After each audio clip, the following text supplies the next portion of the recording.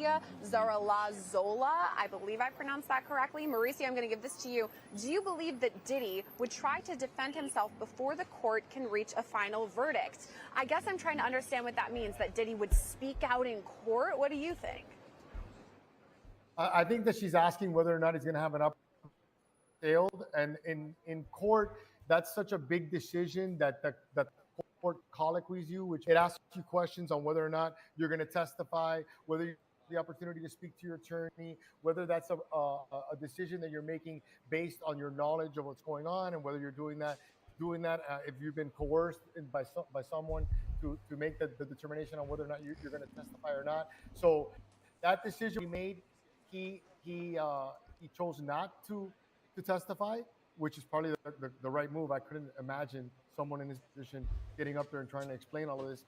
But now that they're at the point of closings, there is no opportunity for the jury to hear any new evidence, whether it be evidence from Diddy's own mouth or any evidence. The evidence is closed, and at this point.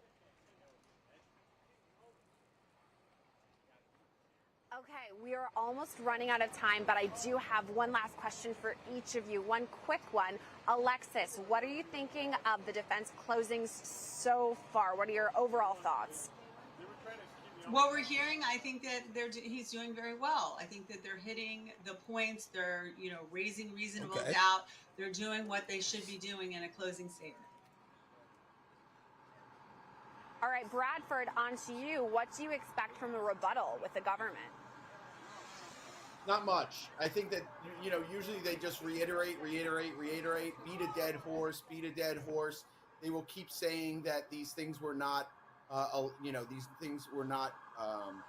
allowed, and things that they were doing were against their will. That's what they have to do, is beat that drum and beat that dead horse.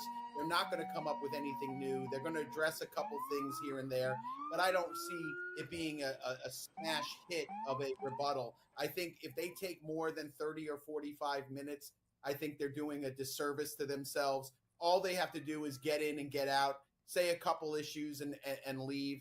But the thing is like I said, these type of things, the defense is doing the right thing by saying different strokes for different folks, no pun intended. But, everybody has their own thing that they like or don't like. And that's really what they have to go with in terms of the sexual stuff, in terms of it's weird, but who are we to judge? Everyone's got their own thing. If it's not illegal, then they should be allowed. That's really kind of what they're going with, is like, yeah, it's weird. He's not a good guy. He's no angel, but neither are any of these other people. And this was all consensual. Great final thoughts to end on. I mean, we still have rebuttal, jury instructions, and then, of course, deliberations. And we'll be here, you guys, live streaming it all to give you the updates. Our all-star panel, thank you so much, Alexis Rosenberg, Bradford Cohen, Mauricio Padilla, some of our all-time favorite guests. Thank you guys for coming on. And I want to remind you that we do have Jesse Weber coming up at 3 p.m. We will be here to talk more. I'll be here. Elizabeth Milner, hopefully, fingers crossed, will be, and even more guests to answer your questions. We're going to give you. We now got the. I can't say. You know what I'm saying? But she had the chance to become that more than anyone else at that talent level, because she was sleeping with the boss. Yeah, well, as remember the entertainer. I can't stand this nigga right here.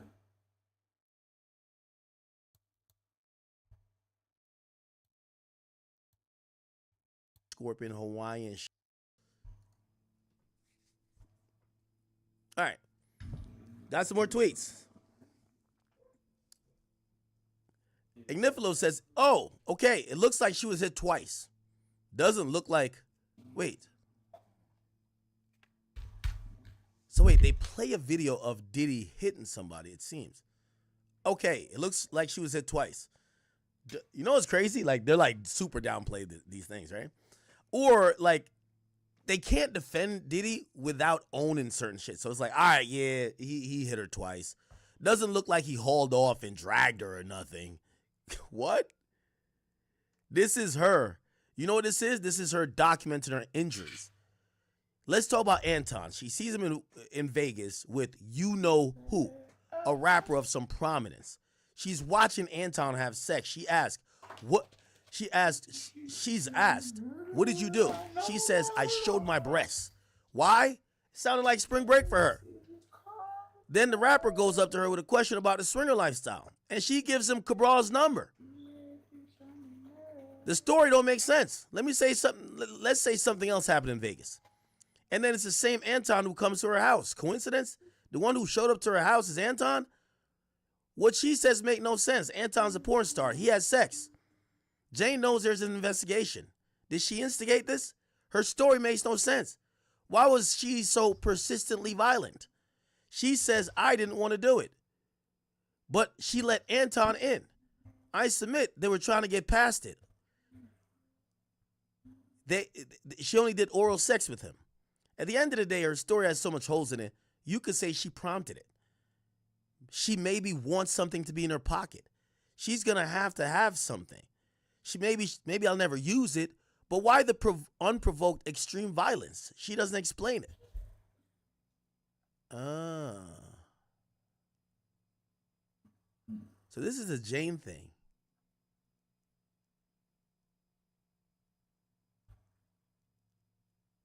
Hold on. Oh, so Jane Doe finds out Diddy's fucking with the new young ting, right? He's fucking with a new young ting. I think that's the Chelsea girl. Remember I told y'all? So Jane is the one who called him a PDF. Let me see. But Jane is 35. Of course, she think any girl in their 20s is like, you know? How old is this girl? We think this is a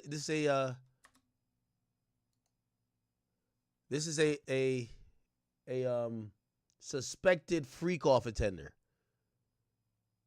How she? I can't tell how old she looks now. How old would she have been like 4 or 5 years ago? Yeah, I think she's in her 20s. Can't tell. Yo, these bitches get so much surgery. You can't tell if they're like 22 or like 82. Like, yo, these bitches got too much surgery going on, bruv. You can't tell. Anyway.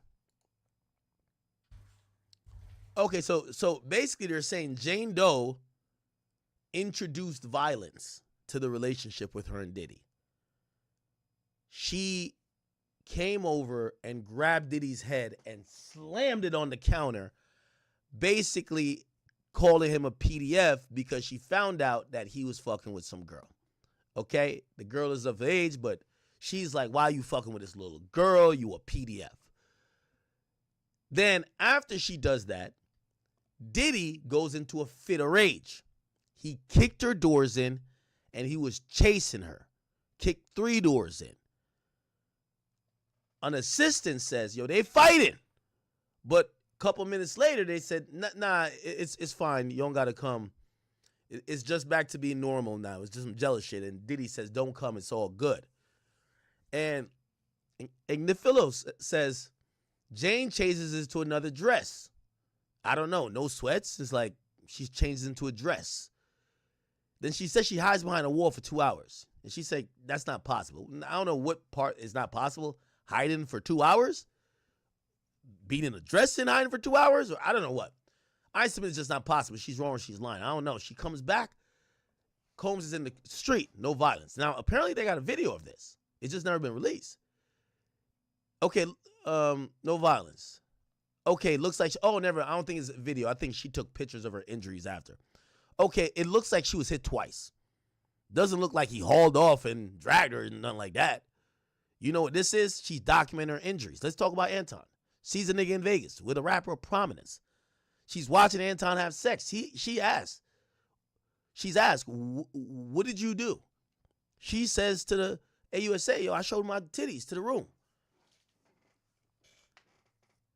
They said, why? Sound like spring break.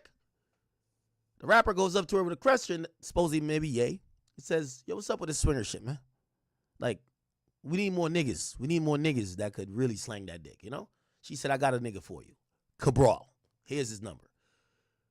Ignifilos says, shit don't make sense.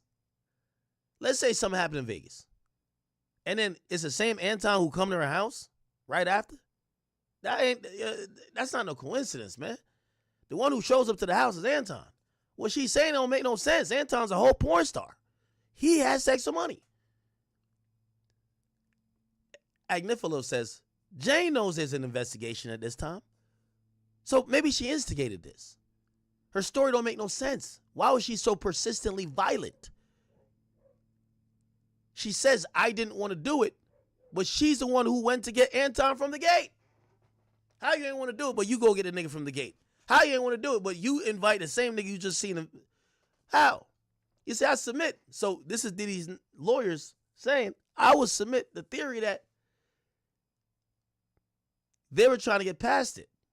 Oral sex only. So at the end of the day, her story got so many holes in it. Couldn't hold water, basically. You could say she prompted it. Maybe she wants something in her pocket. She just heard about Cassie getting that 30M. I'm going to have to get something. Maybe I'll never use it. So that's where the unprovoked extreme violence comes from. So they're saying, my landscapers are outside. My dogs are going berserk. Okay. Why the unprovoked extreme violence? Basically, she's saying that this woman set it up to get something to hold over his head. You guys are here because you've lived full lives. You were chosen. And they only chose 2 of the escorts, the Punisher and Daniel Phillip. They could have given others immunity. Neither of the 2 admitted to being prostitutes. And that's their witness. That's their witness.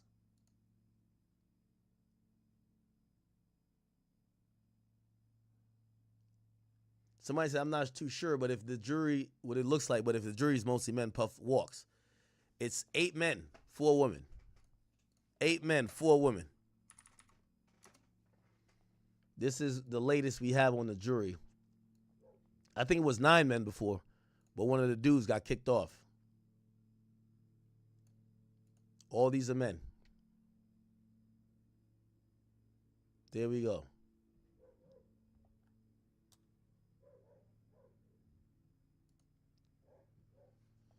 We're gonna see, chat. We're gonna see. I'm a bad like, boy. Who was successful at? What do you mean? When they left, who was successful? Let me see. Give me a bad boy artist that was successful when they left. The Locks. I can't really say that because the Locks never really was there. The Locks were signed to Bad Boy. Yeah, but their success came from being with Rough Riders. They were also successful with Bad Boy initially, but they wanted to leave.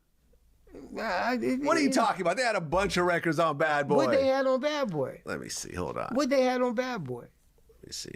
That's what I need you to go back to. They had 24 Hours to Live. Remember the record with DMX? Okay, with DMX. But look who was with it. It was Black Rob. That came in. Okay, DMX. hold on. Money, Power, Respect. Okay. That was a big song. Okay. Wasn't it? Yeah, Money, Power, Respect.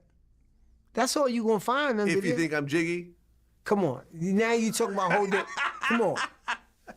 No, you're right. Money, Power, Respect was the only Yeah. like big song on Right. Bad Boy. But they were with Bad Boy. They left. They got bigger. Right. And they got bigger because they went where they wanted to go and where the fit was at. Let's see. Lil' Kim was never really signed to Bad Boy, but she was managed by Puff. So you could kind of... Right. I think Mace, well, I see where you're going with this. Yeah. I see where you're going with this. Mace had Carl a little Thomas, bit of success. no. Carl Thomas, not Total, really. no. Yeah. 112, no. Yeah, I think I'm wrong in this. I think you actually got me on this. Yeah. I'm looking, Sherry Dennis, Yeah. Danity Kane, Craig Mack. He just faded off into oblivion. Black Rob. Exactly. What's his name? Who went to prison for the murder? Loon? No, not Loon. G-Dep. G-Dep, Yeah, right. He fell off the wagon. Right. Young Jock. He Come did other on. stuff, but it wasn't No, never to that. They never rose to music-wise. that Yeah, height it again. didn't match the Bad Boy success. Exactly. Mario Winans. Well, okay, hold on. I mean, Jeezy was technically signed to Bad Boy at one point. Never. Boys in the Hood. Boys in the Hood. Boys in the Hood was signed Bad Boy South. Still Bad Boy. Still Okay. bad boys. But they ain't have. But he had nothing to do with their marketing or anything else like that. Still bad boys. No, I mean, I'm Day 26. Yeah, I mean, B5. Yeah. Yeah, I see where you're going with this. I see You know where what you're I'm going. saying? Once you leave Bad Boy, it It's pretty just- much it's all downhill flutters from out. there. Yeah, it's all downhill, unfortunately. And that's how he got them all to come back for the tour, because they wasn't doing nothing. They wasn't doing anything. Yeah. Wow. You know what I mean? No, you got me on that one. You're Yeah. right. I don't have a leg to stand on in this case. Yeah. Yeah, no, you're right. You're right. Cassie. Pierce his body and stuff like that. But I never heard like that they had got drugged up and drugged out, shit like that. But I did hear what he said about me, and that was basically it. He was upset with me because he felt like I should have stepped to him before me and Don got close like that. The show, yeah, I got a yacht too. You know what I'm saying? Yeah, I'm out here too. I think, If y'all see him, y'all better put hands on him. No reason. Anything else that they charged him with, I don't know his business the way that the feds do. I don't know what videos and stuff they found in there to know what they actually have and stuff like that. But on everyday basis, from what they say, I would say labor, you definitely forced labor. You know what I'm saying? 100%. You know what I'm saying? The weapons, you know what I'm saying? So I do find things in there that they could say he's not going to go home. Even if you don't find him guilty of RICO, you're going to find him guilty of something on there that doesn't allow him to come home. Yeah, what I think will happen is this. And look, personally, I mean, in the beginning I said, well, I think that he's going to beat the RICO, he's going to beat the trafficking, he might get hit with the prostitution charges, they might give him a few years, 3, 4, 5 years at the most. And, you scrape off the 85%, you scrape off the time served, and, a few years from now, he'll be home. But you're right. We had that discussion too. Yeah, we've had this discussion. And, but you're right. You get more and more, you're throwing the kidnapping, you're throwing the guns, there could be a superseding indictment over the scratched off serial numbers. There is, the drugs, that there's, breaking into homes and everything else like that. You're using employees to engage in illegal activities.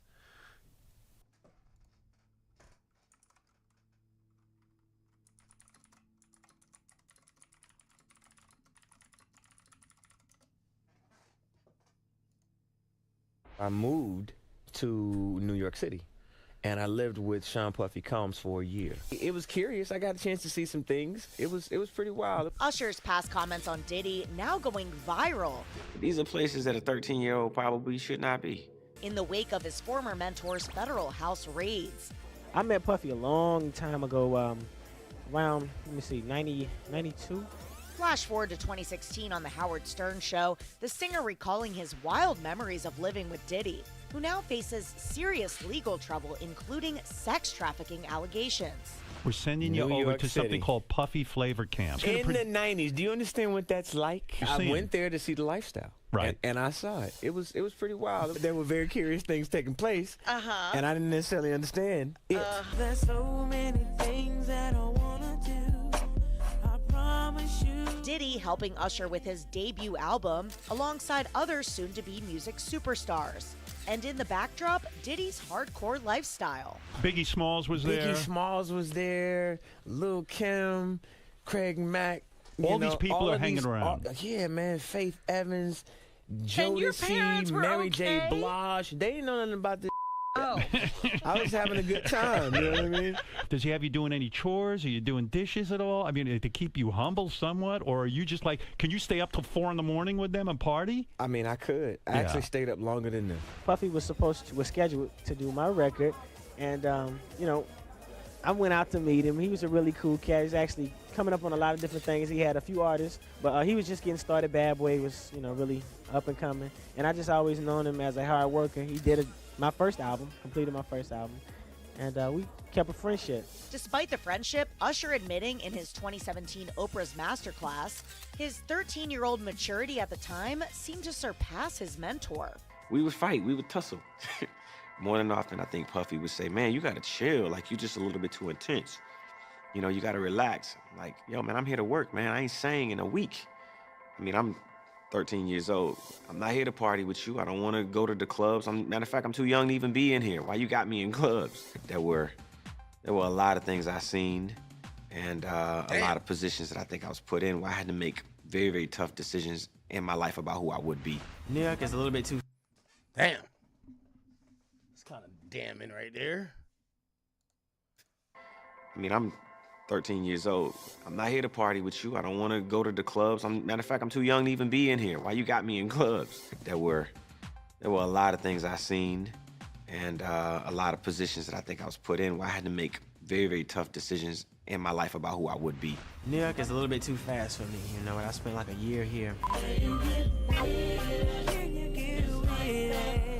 Meanwhile, Usher has yet to address Diddy's legal troubles. But back in his resurfaced interview, the father of four did tell shock jock Stern this. Do you have money? What's going on? I mean, I had like per diem. Yeah. I had like, you know, What like a a living. life. Yeah, it's pretty crazy. You're a dad now. Would you ever send your kid to Puffy camp?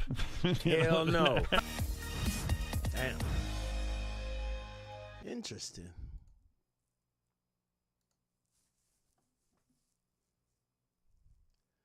Okay, Agniflo says, if you get paid when you didn't have sex, you're getting paid for your time. In Sean Combs' mind, this is legal. It would have been different if a witness said I went and had sex and there was a negotiation for it with Sean Combs. I assumed in every porn movie the actors get paid to have sex, and yet it's legal. So he thinks it's legal. Okay, let's talk racketeering.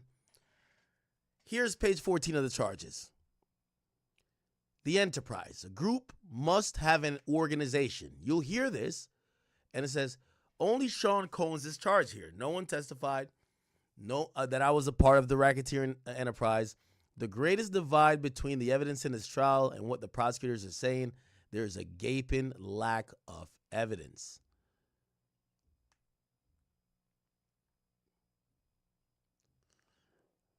I don't know if trying to beat that sex charge, prostitution charge, by saying that, no, we thought we were doing, Diddy thought he was doing amateur porn, and you could pay people for porn, and that's what it was, but really he didn't pay people for porn, even though he was doing porn, and they mentioned that porn people get paid.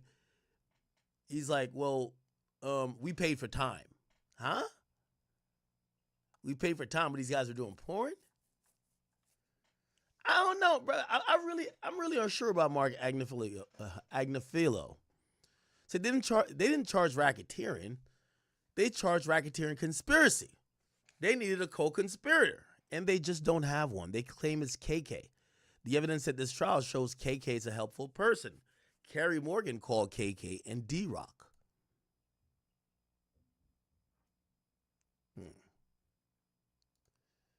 Wow. They're still coming in and out.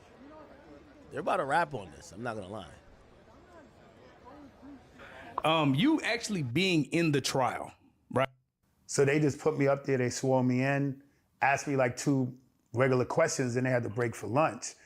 And then they took me across the hall, and it took me about 15, 20 minutes, man, to gain my composure, man. It literally stopped my hands from shaking. It was, Right. it was, Did the government intimidating. prep you before the testimony? They did, but like the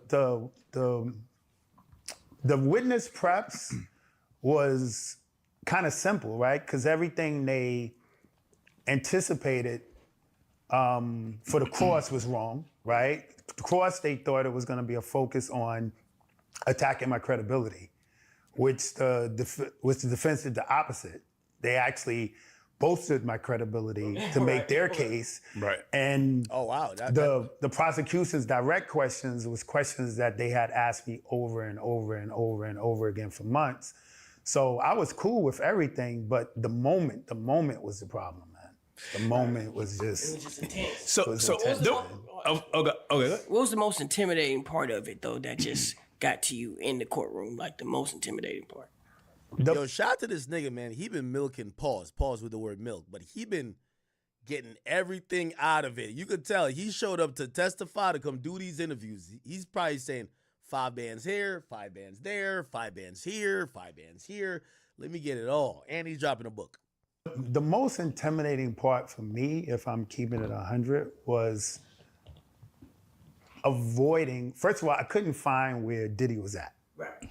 But the nigga book is about not being able to get hard. Bro, who gives a fuck? The room is too big. I didn't even know where he was. And then it was. I've heard that the room is not that big, or maybe it's just not that big for the amount of people. I was gonna avoid any eye contact, anything to any degree. Because I didn't want to deal with the possibility of there being like a intense stare or a negative or something that could be an issue, right? You know, you gotta look, if you hear he didn't get bail because there's supposed to be an intimidation factor, right? Right. That's what the media is saying, whatever. So and then I'll keep it 100. Like I spoke to a good friend of mine who's a retired Fed, and I asked him, I said, is there really a issue of retaliation, right? Or something for just being involved? And they're like, it's real, you know? So you're in a real difficult space because you got the Southern District, you got the federal government on one end, not really giving you a choice, and then you know your testimony or whatever could be the difference or be contributing to somebody spending life in jail. So it's just, it's a rough spot, man. So now, one of the things, right, there's a guy named Inner Press or Inner City Press that is covering the case. Everybody's hanging on every word. And one of the big things that came out of the testimony was that you almost made it seem as if you weren't coerced, or it didn't seem like Cassie was coerced into doing this. She actually liked doing it. So for you, was that the statement? It's just like, it didn't seem like Diddy was holding her hand to the fire to make her do these freak offs. It was something that she was a willing participant in? Yeah, I mean, man, that's my honest experience, right? Like, you know, I remember, and this went on 2.5 years. Right. And in 2.5 years, I never said a word to Diddy.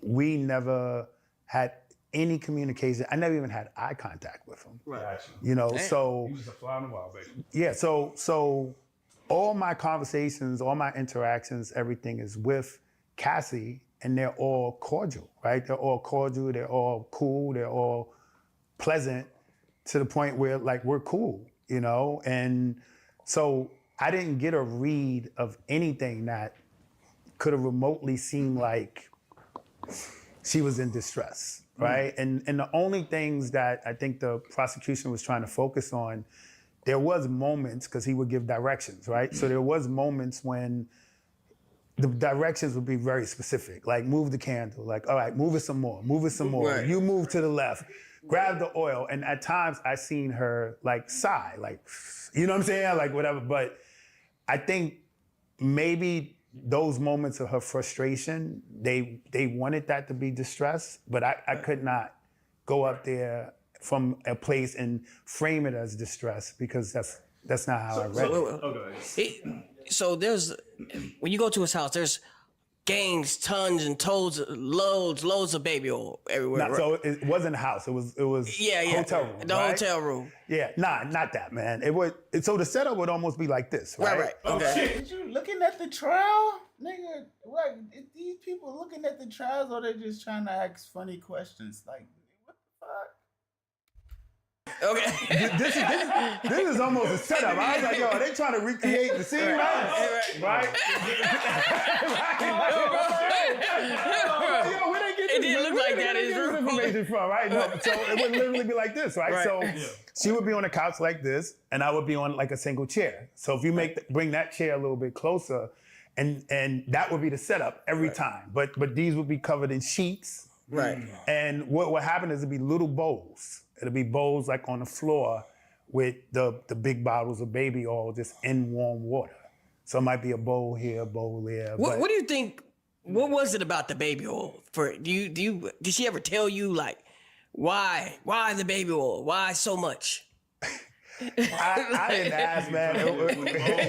Booty talk scenes, nigga. Old school booty talk scenes, nigga. I didn't ask, but look, you're talking to a stripper, right? Right. Every time I go to perform, I'm putting on baby oil and I'm doing it for the aesthetic, right? It makes you know, whatever you lean, it accentuates your lines and stuff like that. So I just immediately went to something like that. I mean, he's just, from the visual, obviously he must enjoy how it enhances, I guess, the body, you know? Have you been ashy since? So Nigga is going right I actually am ashy more than ever. I'm not, yo. But here's the thing. What ended the run? Bro, That's a good question. I don't know, right? So what I'm gonna think ended the run, and I said it, right? Like, but my last time before she called, I had torn my bicep. So bad injury, you can't work out for months. So usually when I came there, I was on point, right? So my last time showing up, I wasn't in a shape. And then it was a good 6-7 months, man. So, you know, doing something like that, I'm always uncomfortable because he's in the room, right? So then months in between, it seems like the first time again. And, you know, I'm trying to kill time and get back comfortable. And, you know, he got impatient and just like walked across the room and took like a stack of condoms and threw them on the couch. Like, yo, I want you to fuck me now. And I'm like, that was it. I was like, you know what I'm saying? Like, it was over. So Nigga took a stack of condoms. I want you to fuck her now. Holy. So I couldn't perform. So I always thought because I didn't come through that time and I'm not in shape the same, I don't know if that's 100%, but that was my thought process. Right. Do you miss it? Do you miss her ever? Like, miss that time? Like, I don't miss, I didn't connect to her in a way to miss her or whatever the case may be. Getting paid and then, you know, beautiful So that's woman. what I would say, man. Did I enjoy that period of time of Sweet feeling licks. special? Like, yo, I was getting top dollar, like this, that, and the other, whatever. It was something in my memory bank or whatever, the way I understood it, where it was validating, right? I'm not gonna lie, it was that, like we said earlier, it was that ego space, right? And so now, hearing now that I was just one of many and everybody got paid more than me, I'm like, yo, what? You know what I'm saying? Like, damn, like I guess, you know, it wasn't nothing, it was just what it was, man. How uncomfortable was Diddy's energy? His presence?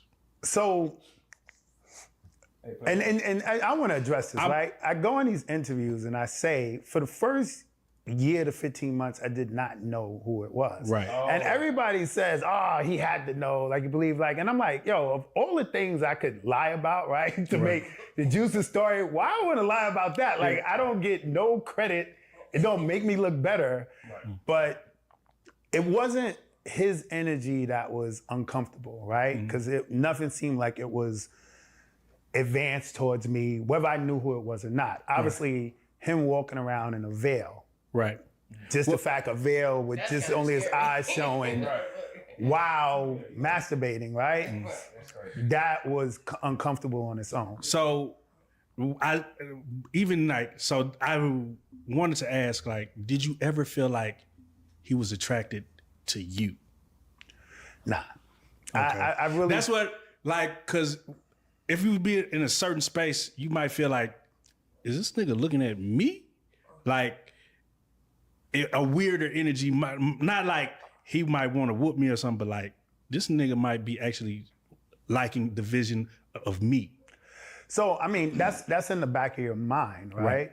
But the way it actually went, and I think which was helpful was that he never spoke to me, right? He never spoke to me and I acknowledged it. So if all his communication and his conversation and everything is going to her, right? It kind of takes me out of it. But I'll tell you that it was a real thing. Like I wrote it in my book, right? I can't hear, right? Club all these years, I got hearing loss. So sometimes he would say stuff to her. And if I didn't, and I'm not hearing him clearly, right? So, and once I found out it was Diddy, there were rumors about his sexuality, right? So I'm serious, bro. He would say something to her like,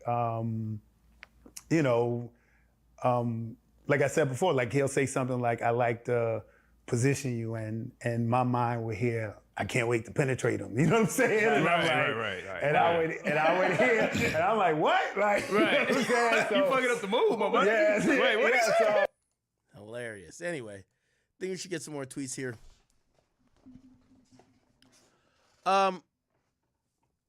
Agnaphilo says they're not co-conspirators. You're talking about D-Rock and KK. They're not co-conspirators. If John Gotti was kicking in your door, would you call Sammy the Bull Gravano? No. He is a co-conspirator. There's only one trial. KK's not a co-conspirator. KK is a very nice person. KK, so he still fucks with KK. You could tell. There's no evidence that anyone's a co-conspirator. The firearms are not charged. Homeland Security say they can't say where the guns were. The Suge Knight story is not charged. Dawn Richard, do you remember her? Miss Westmoreland did the cross, not charged. Yesterday, the government said in the videos you don't see guns, but he probably shouldn't keep videos with guns in them. Is that fair? That's a little sinister. Why are they doing that? And it was Cassie who asked to be urinated on. Oh, shit. Oh, wait. Yeah, remember that they demonized the whole peeing thing? Like, who would really want this? Supposedly, Cassie was the person who made the request. Now, I think she said that she made the request she made the request of the sex worker at the request of Diddy because Diddy never said. Talking about some who will want this, nigga. It's old men who fetish is they like females shitting on them and they pay them to do it, man. Come on. Some females out here like when niggas pee on them. Like, chill. They really trying to do that. Like, they're prosecuting them dirty for that shit. Talk to the sex workers. Nevertheless, you know how that go, right? Okay.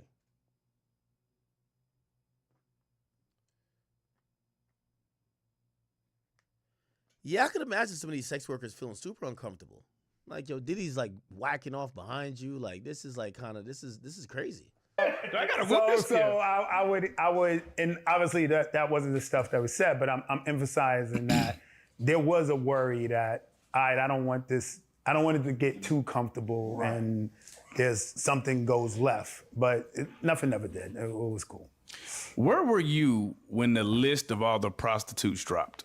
Because at first they said the name Punisher, but nobody had a face to it, right? But then one day, boom, on the internet, it's like nine people, and they just have everybody's face plastered all over the internet. Yeah, man. I mean, that list came out maybe 2 days before I took everything because she was 8 months pregnant. Right. So my timeline was completely off, you know? Was... Yeah, like, as long as you tell the truth, you fine. But if you don't, we will prosecute you to the furthest extent. Oh, man. Is at your doorstep, right? And we see it all the time. You see the gangster, the gangsters, right? Once they get in front of that law, it's very few of them that don't snitch. You know what I'm saying? So, to me, there's no benefit for Cassie even testifying, right? She already got her money. Right. She got her money. She was compensated. Like, she was good. So I feel like her involvement, even though she probably does want some vindication from what she's saying she went through, but if she could have just not did this, she probably wouldn't have, you know? And if they're saying who's involved, what you gonna do? You're not gonna lie to them, because that's the threat. Like, every time I met with them, everything was cool, but they give you, he probably knows the form, but they give you a form at your interviews that you have to sign, and they basically passive-aggressively threaten you. Like, look, you good as long as you tell the truth. You know what I'm saying? Like, as long as you tell the truth, you fine. But if you don't, we will prosecute you to the furthest extent of the law. It's perjury. I got that threat every single time I spoke to them. So you're gonna tell the truth. So that proffer agreement that you got. Boom, that's what it's called. And when they put that in front of you, did you have your lawyer there with you? Yep. Did this lawyer say anything? He was other than, hey man, how you doing, Ray? Sheree, how you doing? Not a lot, man. Honestly, man, like if and I like the dudes, I don't want necessarily throw them That's why I under say the bus. don't throw them under the bus. But yeah, you really I am. But I felt like so I experienced this before, right? And this people who listen and who hire attorneys, right? And you got to really be careful which one you get, because attorneys is a fraternity, right? It's a fraternity to some degree, and you could have an attorney that's your attorney, but if he wants to create a good relationship with the other firm and stuff like that, he may not necessarily be working fully in your interests. And me understanding that, there was a part of me that, yeah, my attorney's looking out for me, but there was a part of me that felt like maybe he wants a relationship with the prosecution, and a lot of the way he would advise me could have been to their best interests. And boss, I'm just going to clarify something for you. And for attorneys, there are those of us who really do. Right? And so and then remember, she filed the lawsuit with all this stuff in it way before the trial. So I'm gonna say in his case, he's probably at peace with it because I think he knew beforehand. Yeah, 20 million make you peaceful, don't it? Only. All right. Here we go. All right. Okay. So now Agnifilo keeps going by saying, at some point you got to ask, man, can I trust the prosecutors? Takes a lot of courage to acquit. I think the evidence shows that. And you could conclude that the government targeted Sean Combs. I wouldn't say that if Cassie went to Homeland Security. America's great because between each citizen and the government, there's a jury. This is your house. I'm asking you to summon that courage to do the right thing and acquit Sean Combs on all counts. He's not a racketeer. He's innocent. Let him go to his family. Thank you. Comey says, would you like to take a break before rebuttal? Okay, and they're taking a 15 minutes break. Then Comey's going to do a rebuttal. But Diddy's team has rapped. They have rapped. They have rapped on what they are presenting as, is Sean Cheese done, right?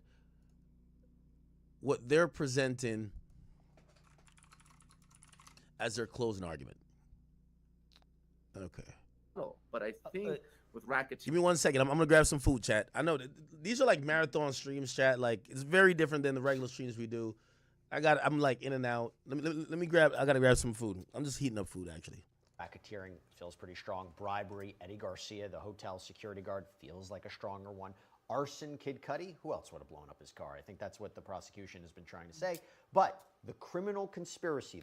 But if you don't got no evidence of him blowing up the car, you can't convict them on the evidence on who else would do it. No, that ain't how you do it, bitch. What the fuck? Well, you gotta hate a nigga. Like, who else would do it? Nigga, like, what the fuck? Criminal enterprise. Everybody on the same page. Mark Agnifilo raises a good point. Did we hear enough evidence of that? Now, I want to give everybody an update, okay? Defense has officially finished their closing argument. I'll tell you how they finished up. Agnifilo says, at some point you can ask, can I trust the prosecutors? It takes a lot of courage to acquit. I think that the evidence shows, and you can conclude that the government targeted Sean Combs. I wouldn't say that if Cassie went to Homeland Security. America is great because between each citizen and the government, there is a jury. This is your house. I'm asking you to summon that courage to do the right thing and acquit Sean Combs on all counts. He is innocent. Let him go home to his family. Thank you.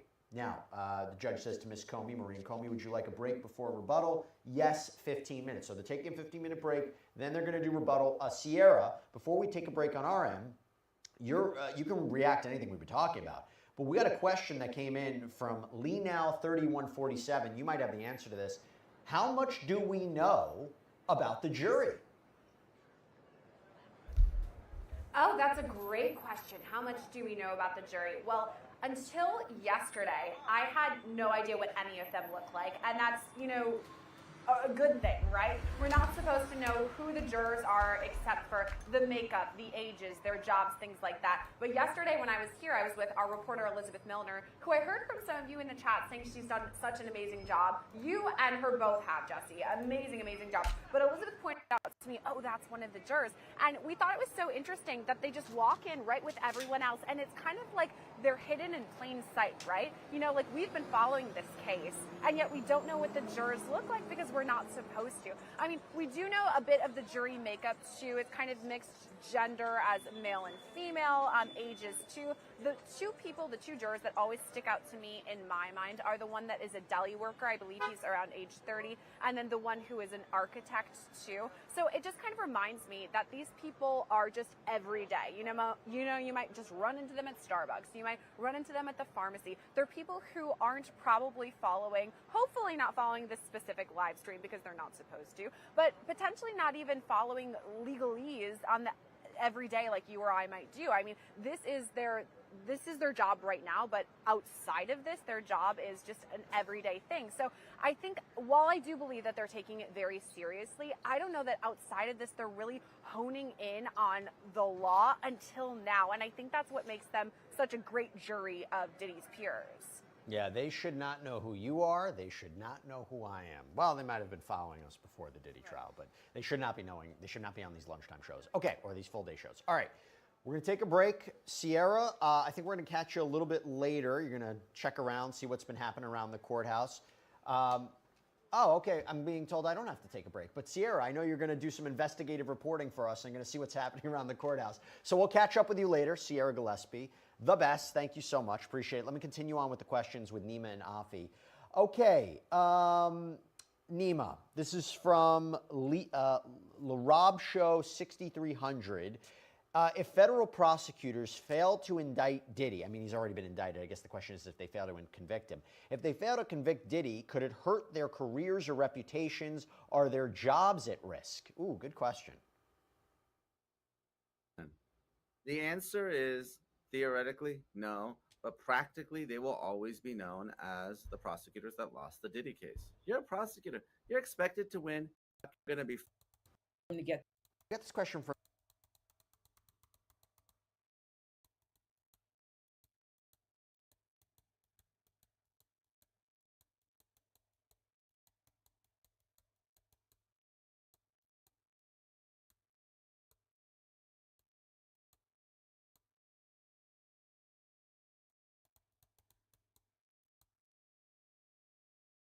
Gifted membership. Quinote, or Quionte, my bad. Said 13-year-old Usher had more sense than a 19-year-old woman. Right? So you're saying that he had more restraint to who knows? Maybe he's suppressing certain things that happened to him. Who knows? Valquan Rush says, how fast does the shirt ship out? I'm trying to wear it on July 4th. I think it should be there before July 4th. I think that's why we dropped it today, honestly. Agua Babe, thank you for the 5. You didn't have a message, though. Entertainment Zone, 3904, thank you for the 10. You didn't have a message as well. Miss 50 Cent, I see you, girl. See you in the chat. She says, everyone's welcome for the gifted sub things. 50 is not cheap. It said, won't pay top dollars for trash, though, okay? Thank you, Mrs. 50 Cent. If you don't know, 50 Cent's wife, she follows the chat, okay? She also sent another $50. She says, 50 ain't cheap, just not paying for trash. July 11. No.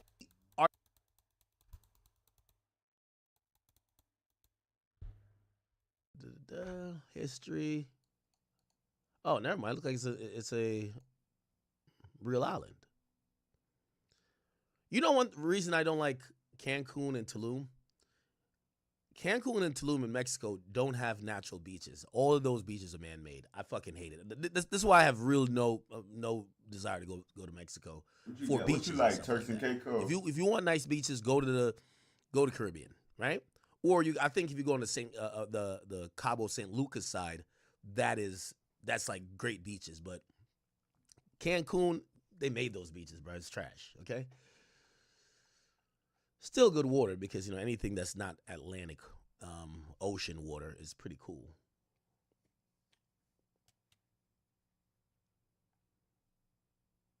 Okay, so this is the island. So it's not man-made.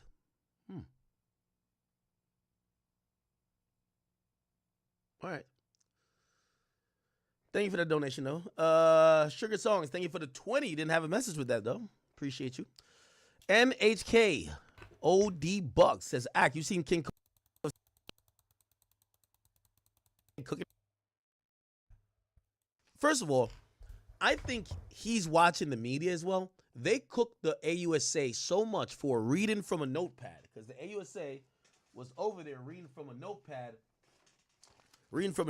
looking like she was presenting like a project, a school project, that I think he felt he had to go out there and not be boring, do a lot of razzle and dazzle, pizzazz. He had to freestyle it, maybe have some bullet point, but he's going to freestyle it. And at that point, you know, what I realized with him, and we learned from those interviews he did, when he freestyles, he puts his foot in his mouth. Even though he's a lawyer, you would think that he would be more calculated and whatever. He ends up putting his foot in his mouth, right?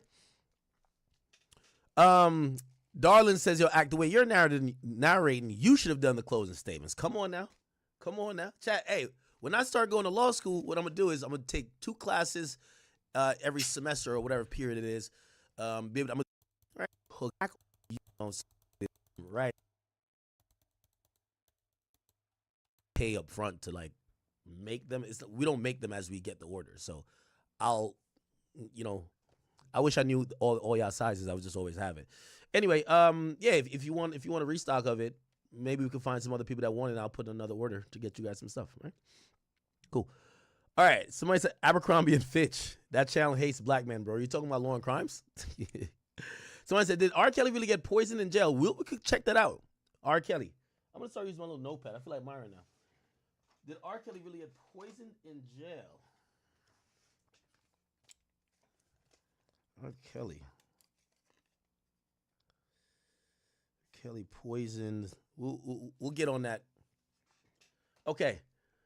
What else? All right. Cool. So let me just play this video right here. This is a different perspective. Look like this guy's a legal mind. Let's hear what he says. He says, this is a clickbait title, but shit, I think it's going to work. I could get Diddy acquitted with one closing line. Let's hear this. Now look, the case is going to be going to the jury. How would you prove innocence? Or how would you find guilty? How would you find Diddy not guilty? Because you're not going to prove innocence. There's no such thing as innocence. Stop saying innocence. There's no such thing as that. How would you win the case with Diddy? Very, very simple. Let me go through a couple of things with you, bring you up to speed. Remember, I don't care about proving anything. Remember, I'm the defense lawyer. I'm trying to basically kill probable cause. A reasonable doubt, I should say, okay? Now, first, the strategy is that this was debauched. This wasn't criminal. The central argument is going to be that this case is about moral disapproval of Sean Combs' lifestyle, not about proof of federal crimes beyond a reasonable doubt. The defense has got to convince the jury that while Diddy may be guilty of excess and vulgarity or even immorality, he is not guilty of orchestrated a criminal enterprise or trafficking anyone.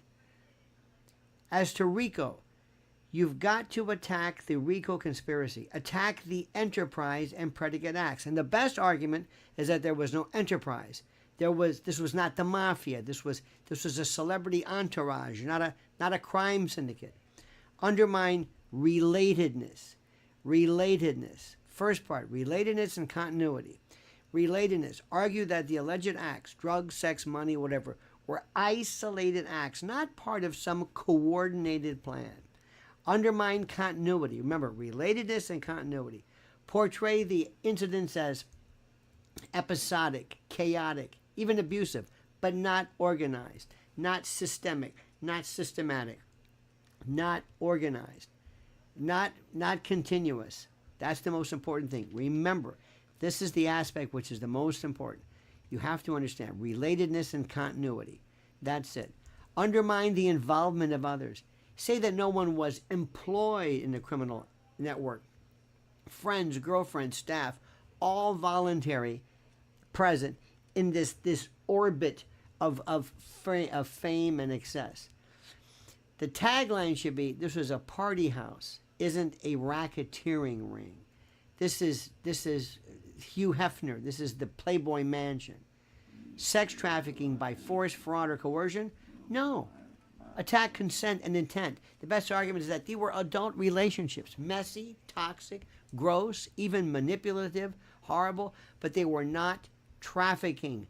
They were not trafficking. Emphasize agency and participation. This is important. This is the alleged victims in this remained in relationship. They took money, accepted gifts, traveled by choice. No commercial sex arrangement, forced or brokered. It was intimate. It wasn't a transactional, illegal sense. And undermined the force, fraud, coercion element. This is important. Did the alleged victim ever call the police? Were there threats or just power imbalances? Did the prosecution prove any intent to exploit? The tagline, the theme is there was seduction, not sex trafficking. Next, transportation for prostitution. This is the Mann Act. Attack the intent and definition. The best argument is that no one was trafficked across state lines for prostitution. This was a private relationship, not a pimping operation. Attack the definition of prostitution. Was sex offered for money, or was it part of a consensual, romantic celebrity lifestyle? As crazy as that might seem. Highlight voluntary travel. Did the victims choose to travel for parties, events, or relationships? They choose. Were they told to perform for pay, or did they just show up, or were they reimbursed? This is not prostitution. Undermined intent. The prosecution must prove that Combs intended to have someone cross state lines for illegal sex work.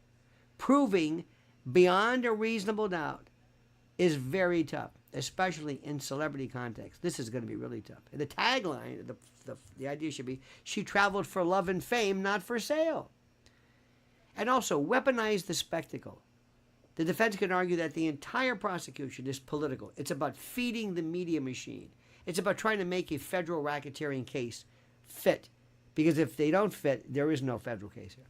The government turned a sordid gossip column into a federal indictment. Don't let that circus determine a man's freedom. Undermine the credibility of witnesses, money, motive, publicity, lawsuits. Explain we didn't have to put a case on because the prosecution never proved theirs. Highlight the idea of selective prosecution. Why now? Why after civil suit? Well, he's making some points here. He's making some points. Okay, my brother. Celebrity lifestyle, as crazy as that might seem. Highlight voluntary travel. Did the victims choose to travel for parties, events, or relationships? They choose. Were they told to perform for pay, or did they just show up, or were they reimbursed? This is not prostitution. Undermined intent. The prosecution must prove that Combs intended to have someone cross state lines for illegal sex work. Proving beyond a reasonable doubt is very tough, especially in celebrity context. This is going to be really tough. And the tagline, the idea should be, she traveled for love and fame, not for sale. And also, weaponize the spectacle. The defense can argue that the entire prosecution is political. It's about feeding the media machine. It's about trying to make a federal racketeering case fit. Because if they don't fit, there is no federal case here. The government turned a sordid gossip column into a federal indictment. Don't let that circus determine a man's freedom. Undermine the credibility of witnesses, money, motive, publicity, lawsuits. Explain we didn't have to put a case on because the prosecution never proved theirs. Highlight the idea of selective prosecution. Why now? Why after civil suits were paid? Why now? Argue overreach. The feds are turning Hollywood excess into organized crime. That's not justice. That's overkill. And what you have to do is you have to tell the jury, you may hate the parties, you may hate the drugs, the fame, you may hate him, but that's not your job. Your job is to decide whether the government has proved its case. And on that, ladies and gentlemen, they failed. That's the way you do it. That's it. That simple. And what's so interesting, believe it or not, is that nothing more needs to be done, needs to be explained. That simple. That easy. That clean. Don't make it any more obvious than it is. That's it. Or don't make it any more complicated, I should say, because the idea is that it's obvious. And sit down and let that jury, the less you say, the better. Breviloquence, be brief, show brevity in thought. That's the way to do it. It's the most important and critical thing there is. And what I'm telling you, more than anything else, which is so critical, is for people to understand the idea that this case has hit overkill. They've been hit with this tsunami. They don't know what to make out of it. The complexity and the enormity and the sickness of it will ultimately inure to the benefit of Diddy. Guaranteed. Now listen to what I'm saying. Remember, I don't like this guy, you don't like this guy, but our liking it has nothing to do with it. If they had charged him with arson, you would be right to say, you know what, where was there any evidence of fire? That doesn't mean that nothing bad happened. It doesn't mean that that nothing occurred. It means that what they charged him with was not what they proved. That simple, that obvious. And that, my friends, is the case in a nutshell. And that's why they should and will find Sean Diddy Combs not guilty. What do you think? I think homie did some valid things. He said some valid things. Well, he said some valid things, but here's the thing. The problem is, when he explains it like that, in 7 minutes, he gave a really, brief overlook on how you could beat this case. But what Diddy's lawyers have to do is a lot more than that. They have to mention these incidents, the video. They have to mention these videos that supposedly are non-consensual, these bruises, that. It's a lot of things, and they got to mention a lot of people who made allegations. So that sounded so nice when you don't have to specifically debunk these things. And when you start debunking them, it's like, but 5 people said that though. But 5 people said that though. The United States versus Sean Combs, day 31. I am on a train right now, so I apologize. Where you going, girl? And also, I will be missing the second half of the closing argument by the defense today, but I will update everybody with the transcript and anything else later, because I don't know if the schedule is going to go exactly according to plan. They have Mark Agnifilo, of course, finishing the defense closing arguments, and then Maureen Comey's rebuttal, or I believe it's Maureen Comey, but the government will be doing a rebuttal. Sorry, it's a little quiet. And then the judge is supposed to issue the jury charges, and he even mentioned possibly deliberations, but I don't think that that's going to happen. I feel like even the jury charges might be pushed to Monday. I mean, sometimes they're worried about losing a juror, but we'll see what happens. I will update everybody on X or on YouTube under the post with what the schedule is going to be.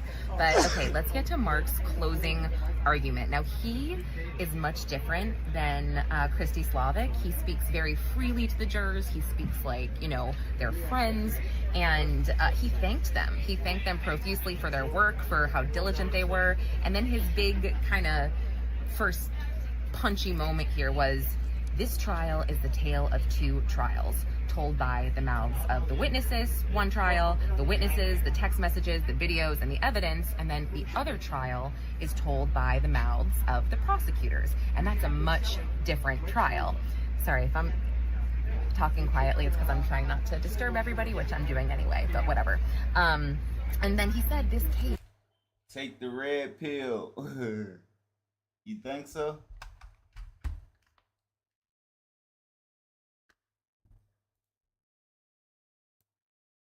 is badly exaggerated. The government has the most complicated charge and the most serious charge of racketeering based on personal drug use and threesomes. So he said basically How you feel about the Diddy case? That's how you feel? You feel like they was willing participants? Hotel night, that Sean Combs rented with his girlfriend. By the way, real quick, I need everybody to do me a favor. Real quick. I know, despite where you're watching, I need y'all to go to kick.com/academics, and I need y'all to make an account and hit that follow button.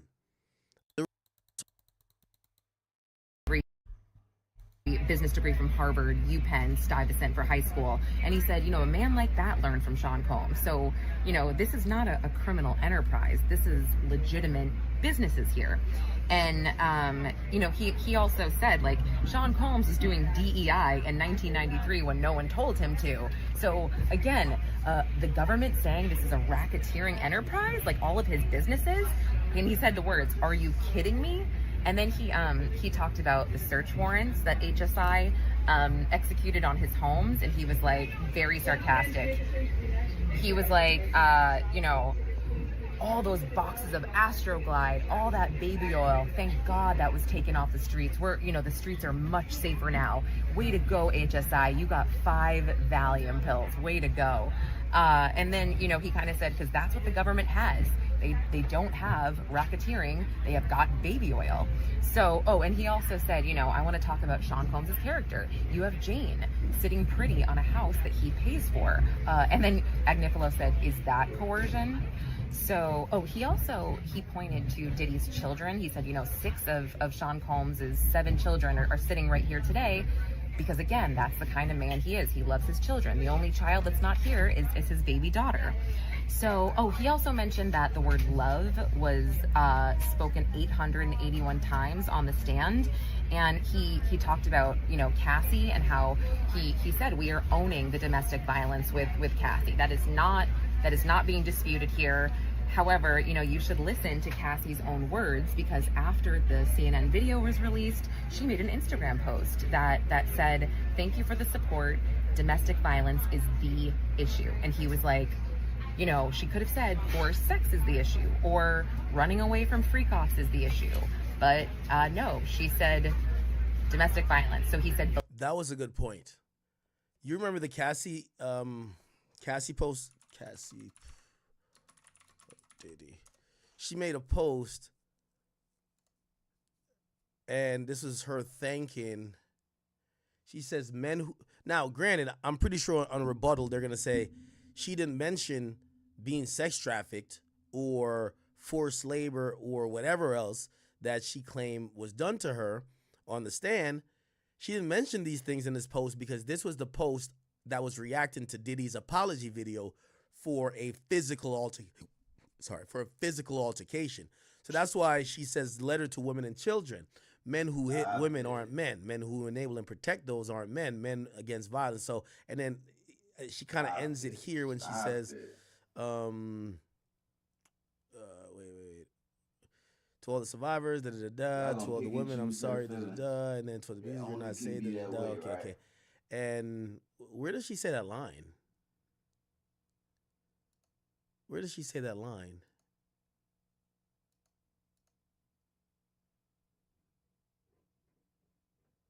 Oh, her husband even put the domestic violence hotline or whatever the case is. Believe Cassie. Believe her. Listen to what she says. He said that a few times. And he said, let's be real. It's so awful. It's so horrible. But, the government was not invited in. And they don't know what happened. She was there. And he also, he said that this case is because of money and Cassie's lawsuit, and that she wouldn't have sued for $30 million if he didn't have it, and that the federal investigation stemmed from her lawsuit directly. And just jumping around a little bit, just going to the witness tampering and the obstruction, he actually said when it came to Jane that those audio messages from Sean Combs didn't sound great. However, he wasn't worried about a federal investigation. He was worried about another major civil lawsuit from someone like Jane. And so, yeah, that's really what it was. And he said, no, he was not trying to obstruct a federal lawsuit. And then I'll just finish off the obstruction aspect really quick, because he talked about how Mia, it wasn't witness tampering or obstruction when D-Rock offered her money, because the government never showed us the text messages where Mia said she was running low on Skrilla, and D-Rock just said, oh, do you need money? So, because he did go a little bit out of order, by the way, with some of the RICO predicates, but I just covered obstruction, witness tampering. So just back to Cassie really quickly. He also talked about how Cassie was, quote, nobody's fool. And he said that Diddy really met his match with Cassie as well, in terms of like the fact that she had a burner phone to date Kid Cudi, and that Kid Cudi testified that he felt like he was played and that Diddy was played too by Cassie. Cassie testified that she got another hotel room for her burner phone alone. And he's like, why would she do that? Because she knew what she was doing. And then he said, Cassie, if you're looking at Sean Combs and Cassie here, Cassie's the real winner because she's sitting on $30 million and Sean Combs is sitting in federal jail. He said Cassie is keeping it gangsta when she was having this. This I know she'll ruin. She could have said gangster. You see, even Matthew Russell wrote gangster. You know, white people, they be like gangster. She ain't say gangster. Gangsta. That's what I'm talking about, man. He said Cassie is keeping it gangsta when she was having this relationship with Kid Cudi, and that she really would have kept it going had Sean Combs not discovered what happened. And he also encouraged the jury to read their text messages, their breakup text messages, because it would make them cry. And, he said, that Cassie left because she heard Sean Combs say that Kim Porter was the love of his life at her funeral service, because Cassie went to her funeral service and then she made the adult choice to leave then and there. And then he said, and what happened to her after she left? Nothing. Same with all of the other witnesses who testified they were too scared to leave his companies. They left, and what happened? Nothing. And then, so the RICO acts, he discussed kidnapping, Capricorn Clark, and he went hard on Capricorn Clark. So I already discussed when he kind of asked the jury, like, why was he charged? But basically, he said, yeah, Capricorn Clark got door-to-door service when she was kidnapped over this polygraph test. That doesn't make sense. He drove her home. And also Sean Combs' name never came up. He was on Broadway. He was running businesses. He was doing vote or die during this time. He wasn't checking in on Capricorn Clark. He just didn't know what was going on. He didn't care. This is what, again, Agnifilo was saying. He also said that, during the Capricorn Clark kidnapping testimony with Kid Cudi's house, it just didn't make sense because Capricorn had a crush on Diddy, and he wouldn't need a gun to come to her house and ask her to do anything or go anywhere with him. So that didn't make sense. And again, she never told anyone about this gun. And he also said she exaggerated the car chase, that Kid Cudi and the police officer never mentioned this. And he said, Capricorn Clark is a little off. She's a very nice woman, but she's a little off. No one else talked about, their parents dying on the stand, although that's very tragic. And so then he kind of said, this doesn't meet the New York or California laws for kidnapping. You have to be held by force. And she wasn't. And then he talked about Cassie and her kidnapping as well. And the fact that, she had stated in her testimony that she wanted to recover at Sean Combs' house. And he's like, why would she want to recover at her kidnapper's house? That doesn't make sense. And she never testified that she was there by force. And then, he also, he kind of went a little bit out of order, but when he talked about Capricorn Clark being kidnapped and the whole Kid Cudi thing, he brought up the Porsche. And he brought up the fact that, he basically said, you're going to charge him with arson when the police did a horrible investigation here. They didn't look into the female DNA. They never looked further. And you had Capricorn Clark's brother, after this investigator called him, he was trying to obstruct. He was trying to say, you can't talk to her, whatever. So he basically said the police did a horrible investigation and they purposely never showed the picture of Kid Cudi's single glove in the back seat. And so the jury shouldn't take any of this as fact.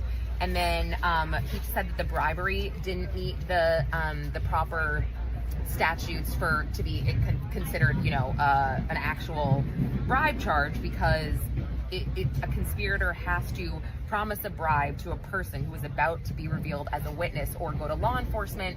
And we need the judge to kind of like clarify that, because I think the prosecutor on their closing argument, they said something different that kind of confused me. So their idea of bribery was that if you're doing something with the knowledge that, even if it's not true, you're trying to conceal it from police involvement, whether the police are going to get involved or not, that would technically be bribery. Like if you're giving someone $100,000 hoping that the police don't get a hold of that footage, that's still bribery, even if the police were looking to get a hold of the footage or looking into the crime at all. That's what the prosecutor said. But according to what Diddy's lawyer said and has been saying, is that no, it's not bribery because there is no police involvement. And I guess they get out of the other loophole, which is what the prosecutor was saying, that hey, well, you don't need there to be police involvement if you did it for the reason to prevent police involvement. And their thing was, no. It wasn't to prevent police involvement. It was to protect him publicly because he's a public figure. And it's kind of like a wiggle out of it. But I'm wondering how you're going to instruct a jury to make a decision. Like, are you going to tell the jury to say, if you think he did it because he didn't want to be on TMZ, well, it's not bribery. Well, if you think he did it because he didn't want to go to jail, that's bribery. Because remember, after that situation happened at Intercontinental, Diddy gets on the phone with her and say, yo, Cassie, they're arresting me. Cassie. So it looks like he was trying to have either her or do whatever to not get arrested. So where does bribery really fit? We're going to have to wait for the jury instructions on that. By the way, we're going to get back in court in a short bit. Let me just put this here. We're going to get back in court in a short bit because Maureen Comey, I believe, should be back. They had take 15 minutes a long time ago. She should be back. Hold on, give me 1 second. Thread, don't break thread. Okay, good. All right, bet. Okay, cool. Let's keep watching this video. Only 2 more minutes. The Intercontinental incident did not involve law enforcement at all. And he said, again, this was more of a reputational thing over, I'm going to get arrested thing because nobody wanted this to go to law enforcement. And again, yo, I ain't gonna lie. I hate this bit like poison, bro. But just for this content's sake, I gotta play it. This Tasha K. Apparently, she claimed she interviewed a sex worker. And here's this. This is I don't know if this is true. Look at this. This is fuckery, bro. This is fuckery. Watch this. Here's the chat. See walls. I know I'll never be able to ask her this question, but her vagina walls. I don't want to make myself sound like I'm trying to aggrandize myself, but I used to, when Cassie and I would have sex, I would probably take less than 20 strokes to make her orgasm. I never orgasm really, because the problem was the fact that she's not tight and the baby oil. The baby oil was a problem. The baby oil kind of made sex impossible for a man to enjoy. Baby oil made a loose vagina, looser than it needed to be. So it was literally like a constant, it was like being in hell, being constantly tormented like I was going to have an orgasm, but never being able to have an orgasm because she wasn't tight enough to make me orgasm. But she's orgasming back to back. I mean, I'm in her 20 strokes. Oh my God, she's squirting all over the bed. And then I'm like, yo, can I get something? Oh, I need a second. I think there was a period where I had sex with Cassandra, and this is the truth. I don't think I had one orgasm in 6 months every time I met her. So wait, so how did you pollinate Diddy with the semen? Diddy not paying you if you're not giving up that nut now? Nah, it sounds like a little bullshit, don't it? She couldn't get rid of the bacterial infections and stuff like that. They were just so reoccurring. Antibiotics didn't work. How do you think I feel hearing all of this disgusting stuff that she's saying in court, especially being urinated in her mouth? Like, she asked me to urinate on her. I said, you expect me to have sex with you after I piss on you? That's gross. I'm not doing that. And she was like, you don't like that? I'm like, no, that's nasty. Well, who would want to have sex with you after urinating on you? She said, no, it's something I really enjoy. Tasha, she explained to me why. It's gotta be cat, bro. She liked being pissed on. She told me she likes the warm feeling of urine running down her body, this nasty chick. And I thought that shit was disgusting when she told me that. I said, are you serious? But the way she explained it, I knew she was telling the truth. So I said, listen, shorty, I can't pee on you. That's not for me. But I will have sex with you. And clearly, I'm going to have good sex with you. She said, you know what? You don't have to do it. Bruv. They used to collect my semen in the cup. Probably. Bro, you say you weren't nothing. For a year or so, I wanted to say it. So I actually started orgasm inside of her. Then they stopped asking me because she just started telling me, come in. And I was stupid. I was young. I actually believed that because I beat Daniel Phillip, I was her only boy toy. So I thought the pussy was clean. And I'm just slaying it. Every time she's telling me, I'm straight making deposits. Why would they collect your semen? I didn't know. I thought it was weird. I complained for a few months until ain't no way, right? finally, I want to say it was maybe a year and a half in they were doing it. I watch a lot of forensic TV, so I would get scared. I'm thinking he's using my DNA to try to set me up, some crazy shit. Brother. Of course, a stupid nigga like this would think that they try and clone him or set him up. And I finally like flipped out on him, like, yo, listen, I'm not giving y'all no more cum. Y'all taking my cum. Y'all. Didn't he say he couldn't come? Now he's saying come for 6 months. That's already a red flag. If Diddy is into cum, why would he keep paying you for 6 months if you're not giving a cum? Going in the next room, like, what the hell y'all doing with my cum? It's creeping me out.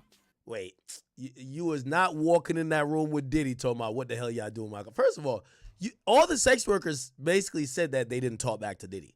They never talked to him. You didn't bust the door into the other room saying, what do y'all do with my cum in here? She told me that she used to drink it because he liked to see her play with semen. I said, you could do that right in front of him. Yo, what's up with this, man? Yeah. But she told me that encounter, she would never ask me again. I said, okay. And she never asked me again. Instead, she started asking me to come inside of her.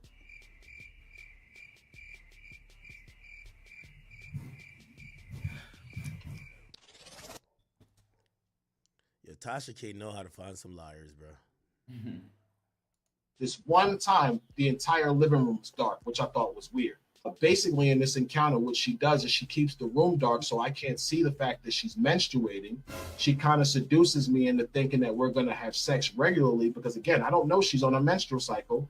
She gets on top of me. She grabs my member. She inserts it in her because she's already wet. She's on her menstrual cycle. She orgasms real quick, and then I push her off of me, cut the lights on, and it literally looks like the St. Valentine's Day Massacre. It's blood everywhere, and she's heavily on her period. So I'm pissed. I'm like, I said, why would you do something like that to me? This is disgusting. Tasha, the girl is totally shitting on me. She's like, so what? So what? And she's arrogant about it. So Diddy's sitting there watching it. He's her man. He's her protector. I'm getting more and more aggressive. I'm calling her nasty bitchs. I'm pissed. He says, yo, you know something, bro? You mad cool. It's been like 6-7 years. I'm not going to lie to you. She knew she was on her period. She just really wanted you to come here. You see how we was calling you. You see how she demanded you come. So she had sex with you. He was like, yo, it was wrong. I'm going to give you some money. Calm down.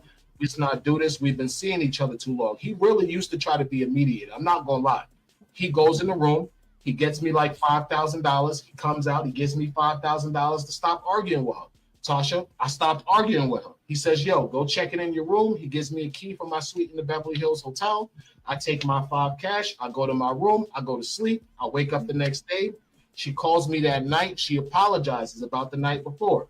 She says, listen, I was drunk. I'm on my period. I was horny. You really disappointed me by the fact that you didn't want to come. And she said, yeah, what I did was wrong. I'm sorry. I should have told you I was on my period. She totally apologized. So how could you get on the stand and tell the stand that Diddy made you have sex with me when you know for a fact that I know that that's a lie?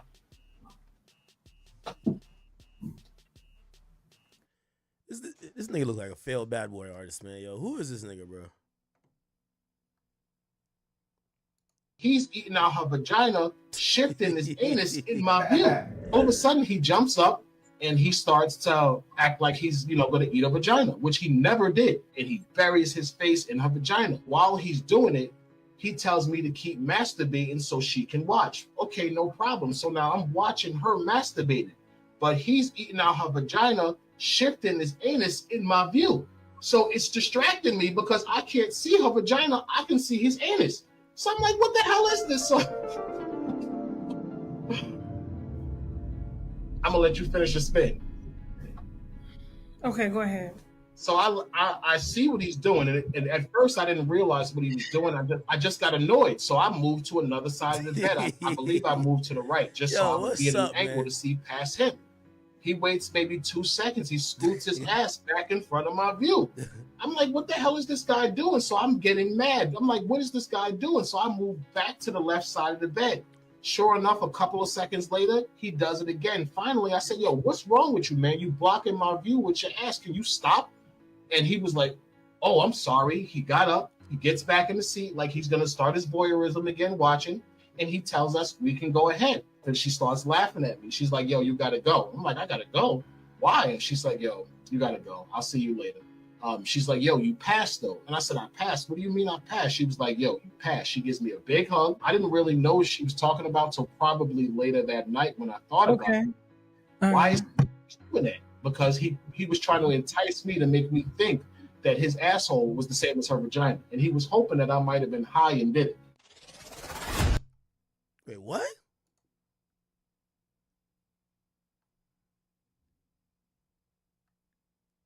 There was one sex worker. He said that he got paid $5 million because he contracted herpes.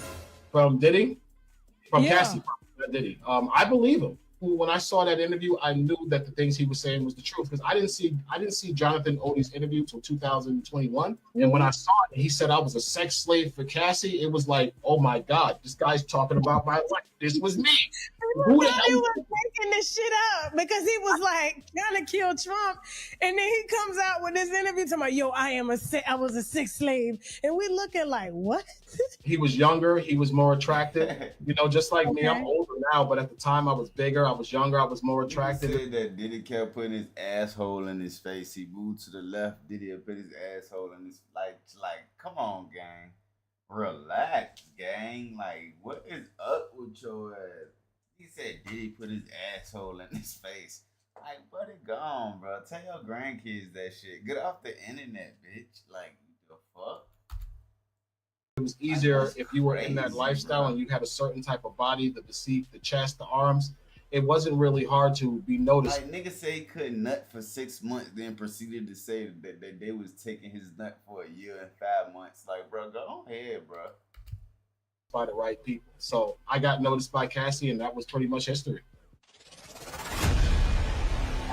So wait, is he saying he caught the joint too? Nah, this is some. You see, the thing with Tasha K, she deals with salaciousness. She's like YouTube media takeout. If you ever went to media takeout, like half the shit you see on there is like, nigga, please. You know what I mean? What the hell? Anyway. Damn, media takeout. That nigga took it bad. Media takeout to say some shit like Donald. They'll say Obama just fell off the bridge. Like, they'll say some wild shit. Again, he talked about also that I think I brought this up. The this week is over with for real. It'll be done. The whole thing will be over with before 4th of July. Cassie beating at the Intercontinental Hotel, you know, it's just incorrect. This wasn't a kidnapping. This was, you know, this is obviously unfortunate domestic violence, but it's a misdemeanor, which is not entirely correct. His point was this shouldn't be a federal crime. And he kept calling it a fake trial.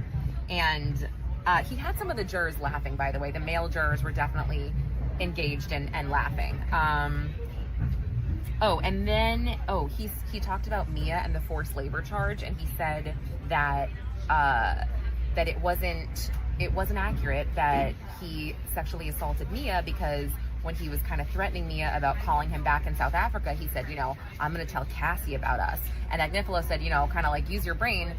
If he assaulted her, why would he dangle that in front of her and say, I'm going to tell Cassie? Well, because it was consensual. And then he showed an image of one of Mia's Instagram posts where she had like the whole bad boy family and some of Diddy's actually family members, and they're all posing together. They all look happy. There's like 20 people. And again, this was Mia's Instagram, and he's like, there's your racketeering enterprise, folks, which kind of elicited some laughter. So far, I'm gathering that he's really just trying to make a mockery and a farce out of the government's whole case here, and that's what he's going for. I mean, I'm sure he's going to tie it all together by the end. I'll have to get some information, you know, from obviously the 15 years for real. He ain't killed nobody. Yeah. My nigga said 15 years. What the hell? 15 years for what? transcripts and some other reports. But yeah, so I think that's all going to depend, you know, the effectiveness of this is going to depend on how the jury takes it. So, all right, guys, sorry I couldn't be there for the whole day. All right, and something that I forgot to add here is that Maureen Comey, during a break, she had some objections And this was pertaining to some things that Mark Agnifilo said. So he asked the jury when it came to Capricorn Clark's kidnapping, he kind of said, you know, why would prosecutors charge him with kidnapping? This clearly wasn't a kidnapping. And Maureen Comey made 2 points. She said, number one, we didn't charge him with a kidnapping. We charged him with racketeering.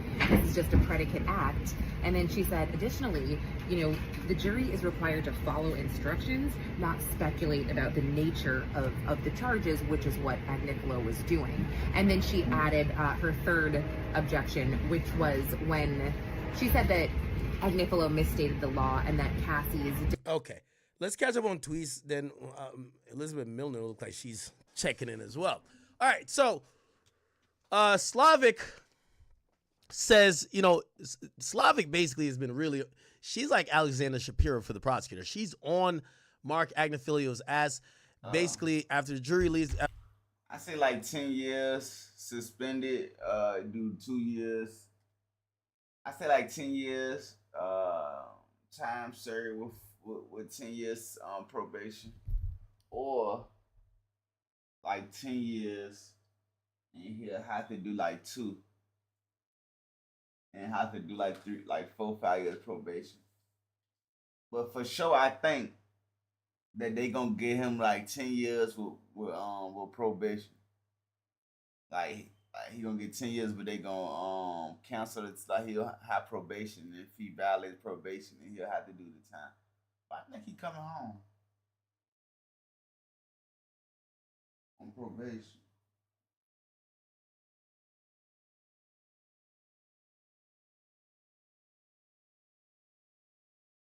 Little 10 year with 10 year probation. After there's a break, she has to do a rebuttal now. She says to the judge, he brought up a conduct that hasn't been charged. And he says Mr. Combs is being targeted. We request curative instructions. The judge says, Mr. Agnifilo, you should have phrased it differently, but you went to focus on a lack of a conspiracy. The judge says, what about the targeting charge? How is that not improper? Agnifilo says, no one went to law enforcement and complained. It's a fair comment. Slavic says, he said what he said, targeted. It's improper. Curative instruction is required. They made the argument pre-trial. They made that argument pre-trial and they lost. This was inappropriate. I intend to add something to the charge. They should focus on whether the government proved these charges beyond a reasonable doubt. So we'd like it now. Judge says there's a bedrock law that these arguments to the jury are improper, so I'll give instructions. We'd like it Monday. The judge says, no, I'm going to do it in 5 minutes when the jury comes back. Okay, they take a break. The jury comes back. Says, you heard that Mr. Combs is targeted. That should not be considered. That is not your concern, okay? Mrs. Comey, continue. Ms. Comey continues by saying, so this is Maureen Comey. She's doing the cross. Or not the cross. This is the rebuttal closing statement. The defendant did not take no for an answer. Certainly not from his girlfriends. He beat them. They suggested he didn't pay for sex, that there was no enterprise, and that the witnesses lied. But he flew sex workers across the country to have sex with Cassie and Jane while he masturbated. It wasn't for their conversation. It was for sex, okay? Remember Daniel Phillip? But the niggas hopped on the plane willingly. Nigga, he didn't force a nigga to get on the plane. Y'all trying to get this nigga all this time because he a freaky ass nigga. He not even on trial for domestic violence, bro. He on trial for fucking. Like, them niggas hopped on that plane willingly. Like, what the fuck? I don't get that shit. He said he got paid for sex. When he had a performance issued, he stopped getting paid. The Punisher, $500 when no sex. Thousands when it was sex. I suspect you'll hear that uncalled witnesses were equally available to both sides. Maybe some of these men would have worked for free having sex in front of the masked men masturbating celebrity, but they got paid. The defendant is guilty of count 3 and count 5. That's the prostitution charges, okay? So they're saying you paid prostitutes, you paid them for sex. The payment altered and differed when sex was not available or wasn't to your liking. It doesn't matter. Even if you paid for their time as well, you paid for sex and it was very clear, and the men themselves felt like you got paid for sex, even though they said they didn't consider themselves prostitutes. Comey says an enterprise could have an unlawful and lawful purposes. KK is an uncalled witness. It says KK? So uncalled witnesses are equally available to both sides. Did they agree to at least 2? Yes. The kidnapping is corroborated by Kid Cudi. Kidnapping is corroborated by Kid Cudi. She was forced to go along with them. Mr. Agnifilio said Mr. Combs is a fist guy. Sure. When it's his girlfriends, he uses his fists. With men, he needed guns. The London Hotel, he made Cassie go there after he stomped on her face. She wasn't allowed to go home for her mom. This is a kidnapping, people. The arson, somehow the glove fell off someone's childlike hand. No. Bruh. Kid Cudi said that was his driving glove. They still don't want to admit, they don't want to throw that in there. Like, that is crazy, bro. He said he would, and he did. Cassie said he did it. Eddie Garcia said he believed he could not go to police under the agreement. And Combs said, watch how you spend it. That is bribery. This is a guy that can't get his own water bottle or plug his own phone charger in. He's the general. He delegates. KK knows the Wild King Knights involved escorts. The only reason he needed thousands of dollars in hotel rooms is to pay escorts. KK reads all of Combs' text, so she knew. KK alone makes Combs guilty of count 1. She establishes the conspiracy, and she is the co-conspirator. Drugs? Mr. Agnifilio talked about conspiracy to distribute, but giving drugs to Cassie and Jane is distribution. That's enough. Mr. Agnifilo claims they wanted it. Huh? The defense theory is that Cassie wanted to be urinated on, that Jane wanted to have sex with Anton after being beaten, and that Mia wanted to be penetrated. Come on. You think Cassie and Jane wanted to spend their days oiled up with UTIs and high heels around strange men? That's what you want people to believe? Mia said no. Cassie said no on her 29th birthday. Jane said no before Anton and after being beaten. These women had no reason to lie. The defense says it's for money. But Cassie already got paid. If Cassie was lying and already got paid her $20 million, why would she take the chance for perjury in a federal trial? This is a woman standing up for what's right. Mia already settled in mediation. There's no reason for her to put up a show for you guys. Okay, they're going in, huh? That should look beautiful. Jane doesn't intend to sue. The woman refused to let trauma. That shit look beautiful with the green, that green, red, and oh, wait till that shit done. Swallowed their whole lives. The struggle tells you these women told the truth. They broke free of the defendant's manipulation. Jealousy is not a defense of sex trafficking. Jane picking. I'm gonna do like a weed flag, like a weed flag type shit, like a weed. I'm gonna put like a weed leaf behind it and make it a flag. Out Cabral and Anton was on her way of taking back some of the control. Okay, so Jane picking out Cabral and Anton was her way to take back a little bit of control. Yeah, she texted that score. Sometimes he told her to. Sometimes she know he would ask. She felt she had no choice. That's what coercion actually is. The defendant hit Cassie during the freak offs. Cassie said, Daniel Phillip told you. Cassie said it. Daniel Phillip told you. And it's on motherfucking video. The defendant was in a towel. The freak off was not over. This is mid-freak. There's no separating the violence and the sex. Remember, Cassie OD'd in a hotel room in Long Island, and they still had the fucking freak off. When Jane performed oral sex on Anton after Combs beat her, y'all don't think that's trafficking? Oh, damn. I ain't gonna lie. Comey's going in. Comey's going in. Comey's going in.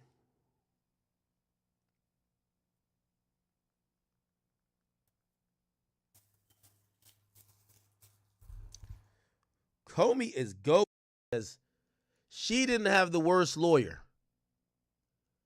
You are the worst lawyer. Remember the name Mark Agnifilo.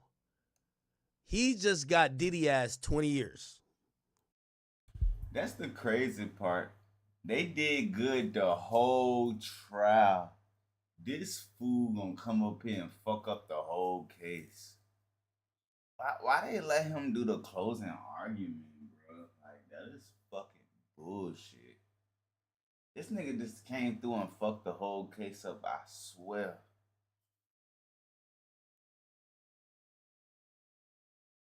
He was paid to fuck this shit up. Yo, the dude, yeah, Ignifilo went up there and started being sarcastic. Like, in this, Marine Comey is cooking right now.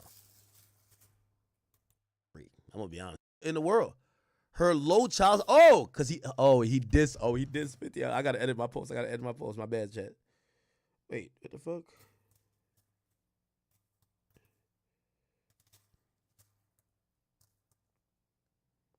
I gotta edit my post.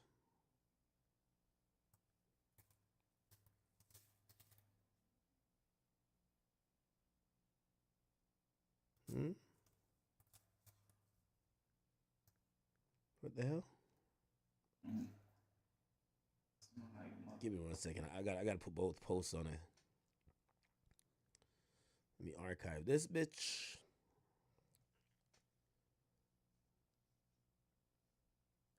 So now my new caption is Fifth violates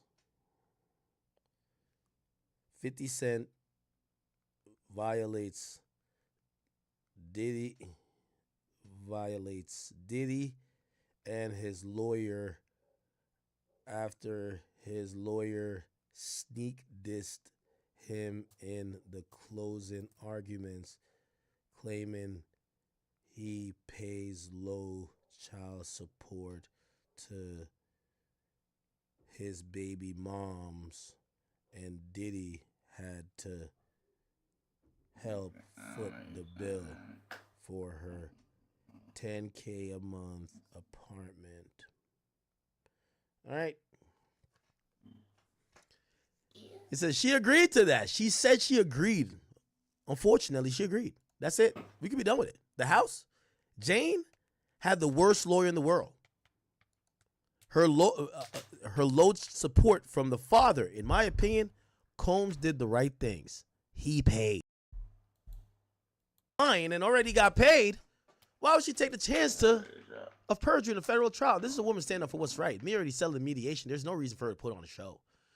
Jane doesn't intend to sue. These women refuse to let trauma swallow their whole lives. The struggle tells you these women told the truth. They broke free of the defendant's manipulation. Jealousy is in the defense of sex trafficking. Jane is picking out Cabral and Anton, and it was her way of taking back some control. Yes, she texted escorts. Sometimes he told her. Sometimes she knew he would ask. She felt she had no choice. That's coercion, motherfucker.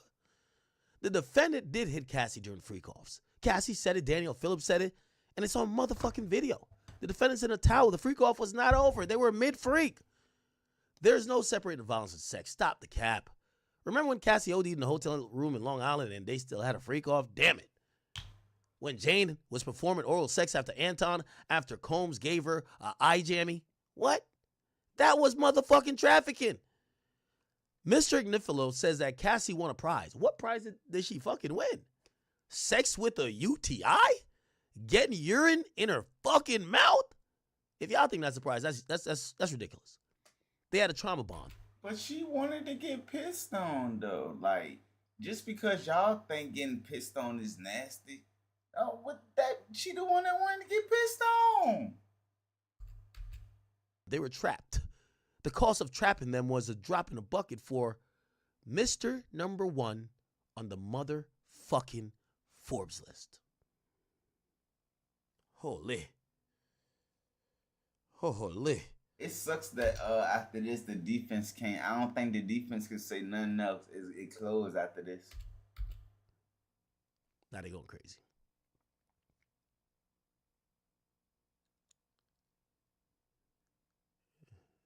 It says Cassie was the one who asked me to urine on her. They just said come out of the room, and she asked me if I ever done that before. I said no, and she told me to do it. And apparently I was doing it wrong because they both stopped me. Yo, but it's crazy. That is crazy because just because Cassie want niggas to piss on her, it's Diddy's fault. Like that's like that is crazy. It's bringing it back to the same thing G said earlier. Man, they don't know what the fuck they charging Diddy for right now. Yo, bro, stop peeing on my bitch. Stop. If you gonna pee on her the right fucking way, man. Pee in her fucking mouth. Pee in her motherfucking mouth, man.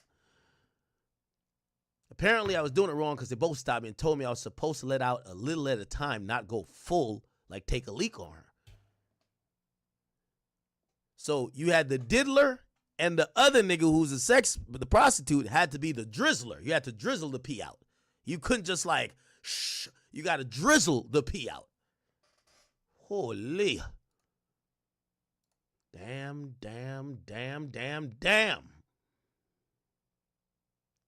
Now, Marine Comey is kind of cooking, though. She kind of cooking. I got to keep it a bean with y'all. She kind of cooking. He pushed her to continue.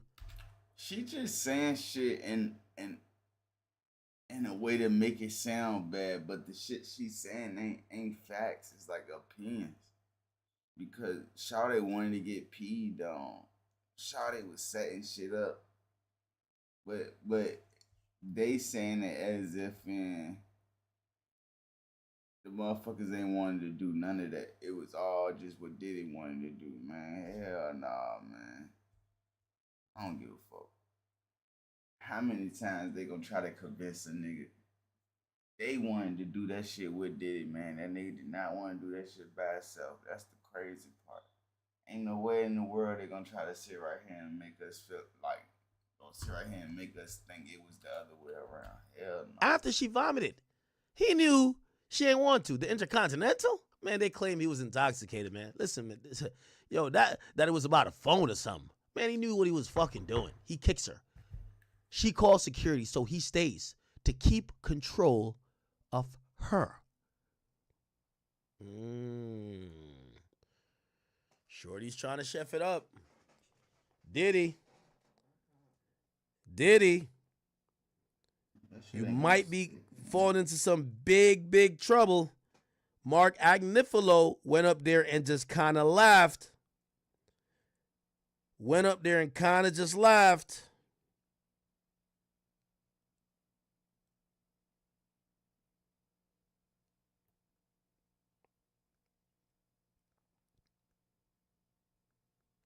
Oh, shit.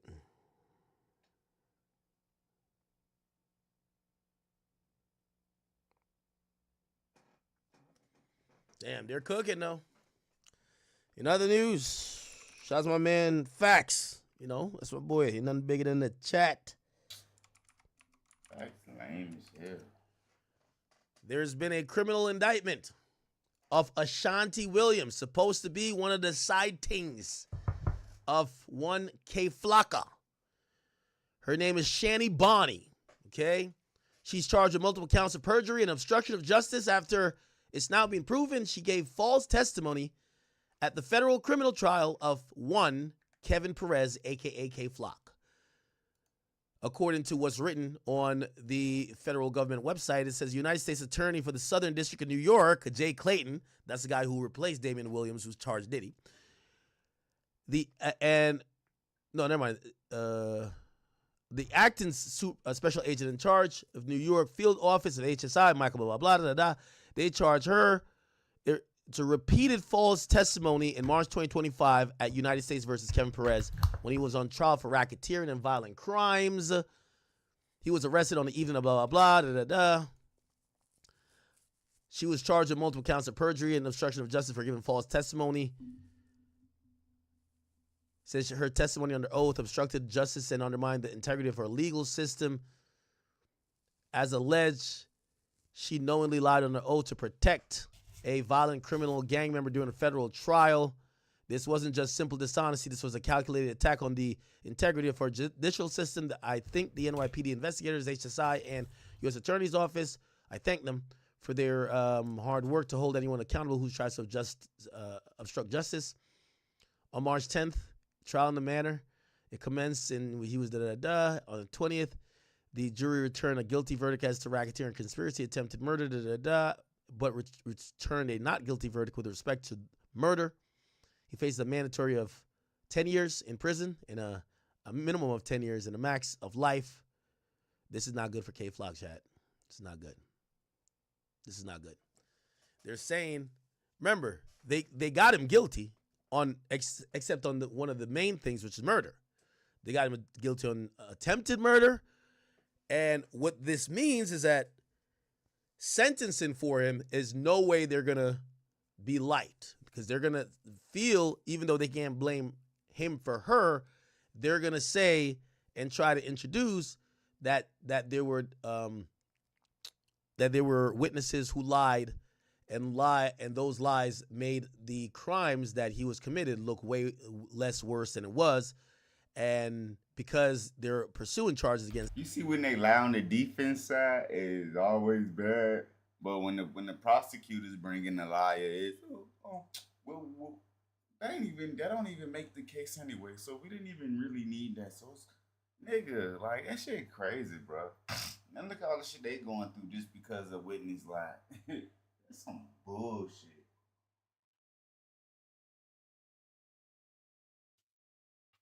That's some bullshit. My nigga Diddy down there ready to get 20 years, and the prosecutor brung in a fucking liar. these people, yeah, they're liable to give K-Flock like 20 now, like 20 to 30 now. Yeah, 15 to 30, 15 to 30. I think he was closer to getting, he was going to get 10. He was going to get 10. He was going to get 15 regardless. Now I think he's going to definitely be over 15. All right. Okay. Washington testified at the trial as a witness and repeatedly lied under oath. Her false testimony concerned her denying knowing about touching a gun Perez used in the charged murder. So she said, I never touched no gun. Supposedly, he must have tried to give her the gun, or he got the gun from her. Her denying knowledge of a particular gang hand side and a gang member's membership into that gang.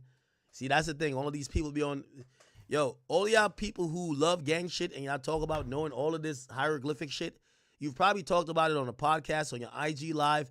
You've probably been throwing up yourself, and y'all are only showing that if you ever go to court, you can't say you don't know what that is.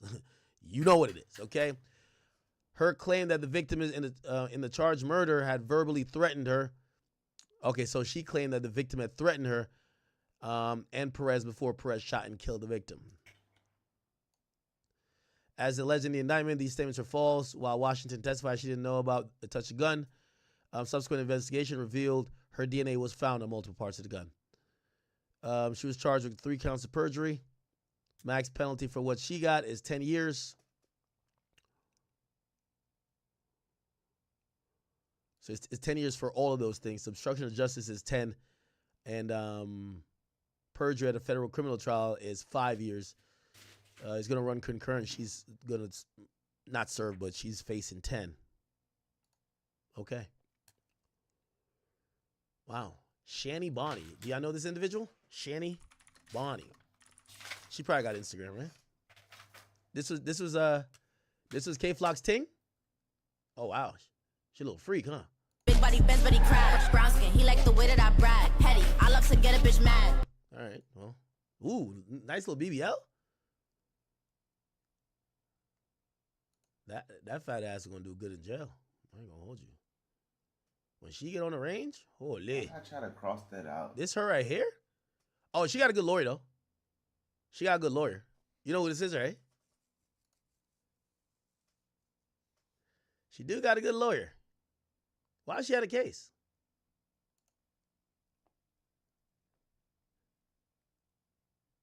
I forgot her name. I actually follow her now though, but she's a good lawyer. Good lawyer. Shit, she was about to have. We know you know the lawyer gang. Jesus, this nigga a fool, bro. Was hitting this? Fuck. Okay, Flocka. Let's see. Does she got old videos of her being with K-Flock or something?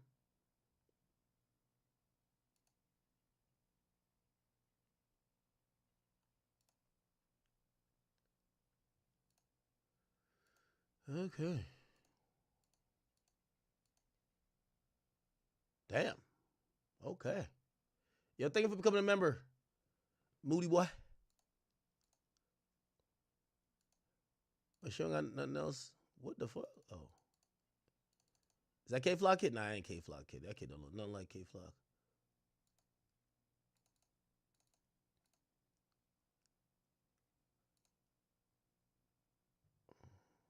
Who's this?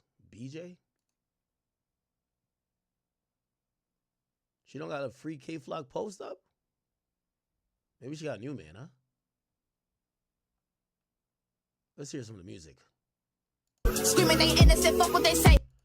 Hey, I ain't gonna lie. You know, most of these chicks, they do the crime with you, and then they turn on you like the chick in the Fulio case. Chick in the Fulio case said, yo, I gotta have a kid. Fuck these niggas. I'm snitching.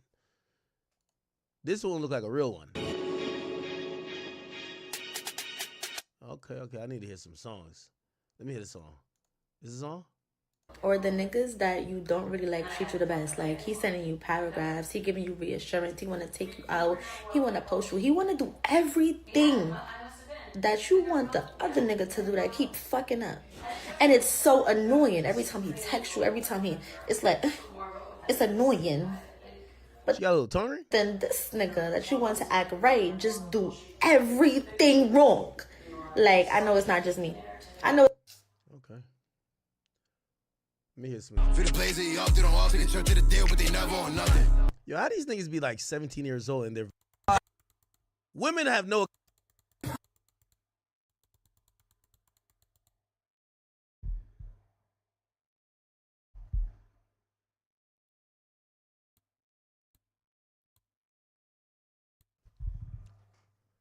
Okay. Bet. All right, let's go back to Maureen Comey.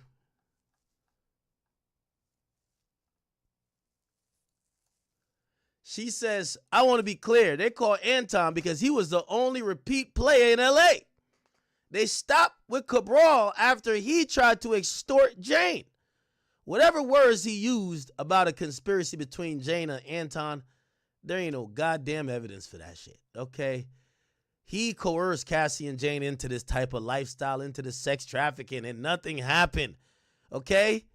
He raped Mia, and nothing happened. He beat the brakes off of Cassie, and nothing happened. He beat Cassie on the hotel tape, and then he bribed the guards to buy the tape. Nothing happened. He was untouchable. He did not think these women would speak.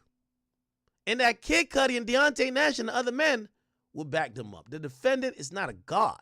He stands equal before the law. Find the nigga guilty already. Jurors, you may leave until Monday. All right. I think that's all, folks. Comey went crazy. Well, really, she is the star player. It is her case. But she looked like she was like chilling in the back coaching. She put herself in the game and dropped a real quick 13 points in 13 minutes on some Tracy McGrady shit. Holy.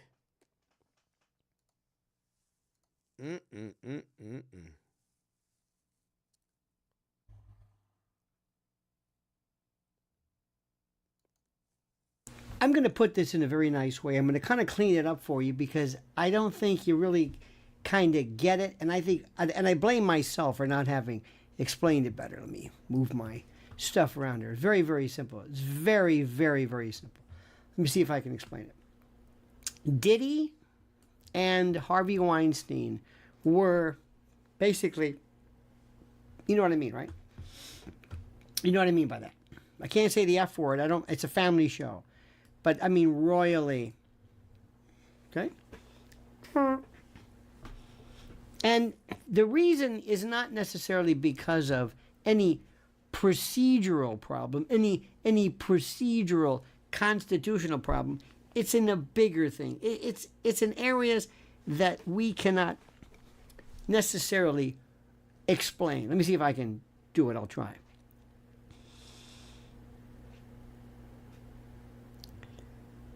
Selective prosecution is the biggest form of corruption when we go after this guy but not this guy, especially when what this guy did was worse, but because we know this guy or he's been beneficial, we look the other way.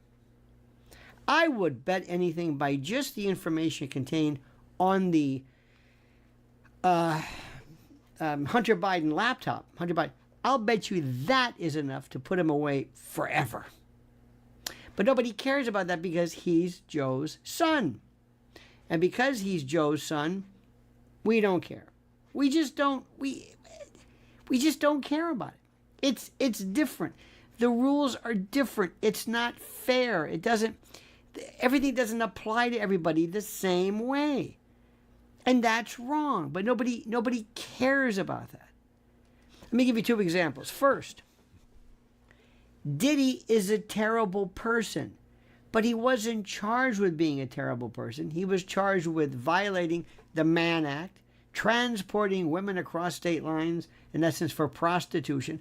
What is this? The Jack Johnson, Chuck Berry, R. Kelly, prostitution? Were they prostitutes? Do they know they were prostitutes? What do you think they would say about that? It's like when people call children prostitution. There's no such thing as child prostitution. No, because the child can't consent. It's something else. So there's no evidence of that. He organized parties, he organized freak-offs, he brought them over, but that's not violation of the Mann Act. He's not the Chicken Ranch. He's not running brothels. It wasn't for a profit. He was organizing. By the way, real quick, let me just shout out all the people who have copped some merch since we dropped a few hours ago. Shout out to my boy Tim. Big cap, no cap. I see you, brother. I think he from K Block. Tracy Turner, what's up with you? Elijah, thank you. Lazarus. Hugh Hefner did this. People from James Caan to Bill Cosby, they all participated in this. The Stones, Zeppelin, groupies. There are about 3,000 total professional athletes in America. There's NFL and NBA or whatever. You put them all together. And what do you have? About 3,000 or so. About 3,000. 3,000. Okay. Those people, when they go into towns, it's the most incredible thing anybody's ever seen, because they will go at hotels and there are groupies who will do everything they can to be a part, to hook up with some millionaire, basketball player or whatever it is. I mean, and there are people who work and arrange and negotiate with the hotels and with the limo drivers. Are they what? Do you think this is prostitution? No. Prostitution. Go after what they do to kids, how they involve themselves there. Okay, that's that. Next, racketeering. You think Diddy and his people who basically organize these orgies are in the same league as the Gambino crime family, the Genovese family, the West Side? Come on. It's absurd. It's patently, absolutely absurd. And then you have the notion of trafficking. Bringing these women in through force, fraud, or coercion. They could leave anytime they want.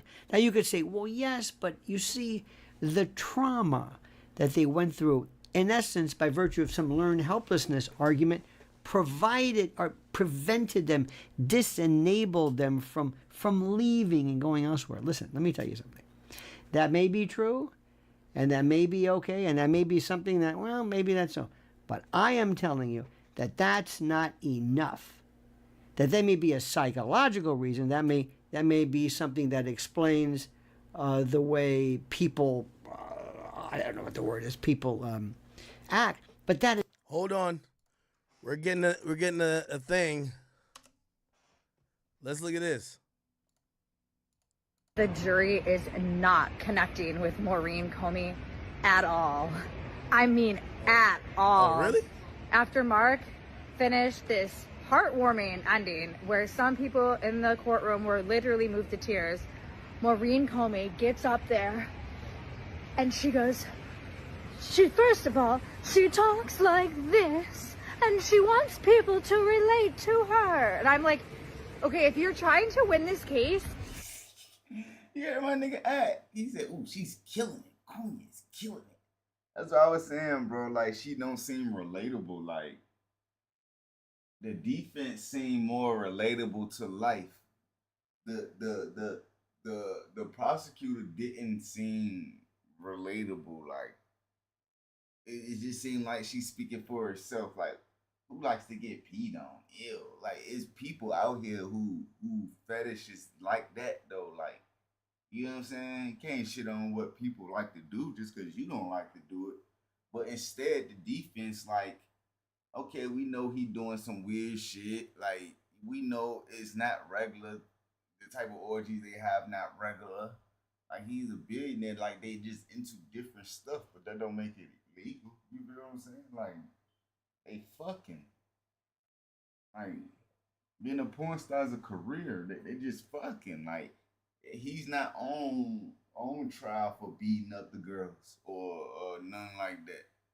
If that was, then that'd be it'd be an open closed case. But they got him on this bitch for some whole other shit.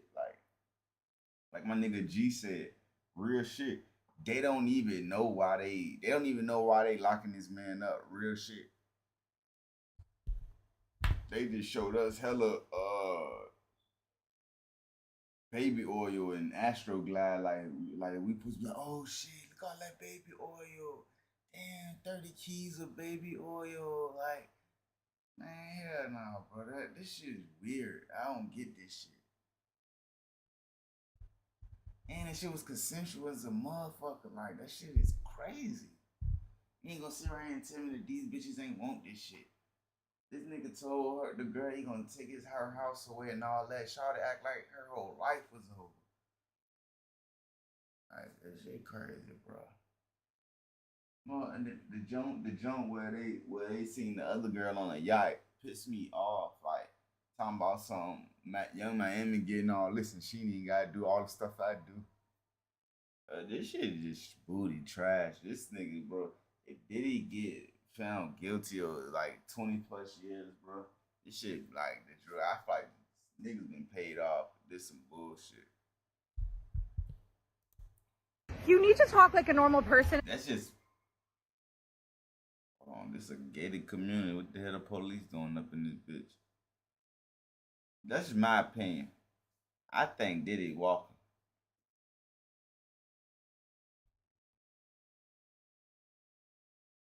What is that? If anything, it's gonna be a like how Thug shit was. Take a peek. See, chat. This is why we gotta like listen to people in court, because I read the transcript, kind of transcript, the tweets about what she said, and I was like, damn, she dropped 30, or she dropped 13 in 13 minutes. And connect with the jurors, because literally she's up there going, now you guys have all seen that everything Mark has said is just one big distraction. And quite frankly, I don't have the time or any energy to address all of it. But I can prove that he is guilty beyond reasonable doubt. And the jury literally is like, they're not even looking at, they feel uncomfortable to even look Maureen Comey in the eyes, okay? Okay, she doing that little shit where like, you know how like you in public and somebody that you don't know tripping and it's embarrassing you, but you don't even know the motherfucker. Like you going out, like you out at an event with your homeboy bring his homeboy, but you don't really know your homeboy. Y'all just there. And your homeboy start wilding, doing his lame ass dance, acting funny in front of the hoes. But then you feel embarrassed, but you don't even know the nigga. One of them jumps. You can't talk like this, Maureen, and I'm telling you, Maureen seen what the people were saying online when she was reading from the paper with no enthusiasm, what it's called, with no excitement or emotion. Now and then she came up there with no notebook, being hella animated. Like, you know what I'm saying? She read the room wrong though, man. Damn. Wow. Okay. the jury is. Who's this Emily Knows Everything person? The jury is not connecting. Oh, she's live. Or you just don't know? Well, today they were saying that if he gets convicted, he has Brian Steele as his lawyer, who's like the best appeal attorney in the country. And if they are going with this government, okay, you guys, so if they're going to go with the government conspiracy angle, Donald Trump is specifically said that he is going to pardon people that he believes had crimes that were politically motivated. If they can say that Diddy was a politically motivated prisoner, Donald Trump may pardon him. Can Donald Trump free Britney? Can Donald Trump free Britney this time? Good question. Ask. Can Donald Trump put Lou Taylor and Robin Greenhill in jail? That would be great. For putting. It's just in like a movie. Oh, we great. And she got a Diet Coke in her hand. Britney Spears locked up? I ain't know that. That would be great. Legalize slavery on people? Can I answer that question? Your hair looks nice. Donald Trump. Thank can you. pardon Yellow is federal good with the crimes, blonde. but Thank only you. the state governor Thank can you. pardon Wait, state- what? Donald Trump can pardon federal crimes, but only state governors can pardon. Well, yeah, because Larry Hoover just got pardoned, but now he has to go to state prison, I just found out. So it's like he got out of federal, but now he's going to state. That is putting Britney in a I don't even know who Larry Hoover is. She's the management. She runs a management team that runs Diddy. Who's legit is your relation with?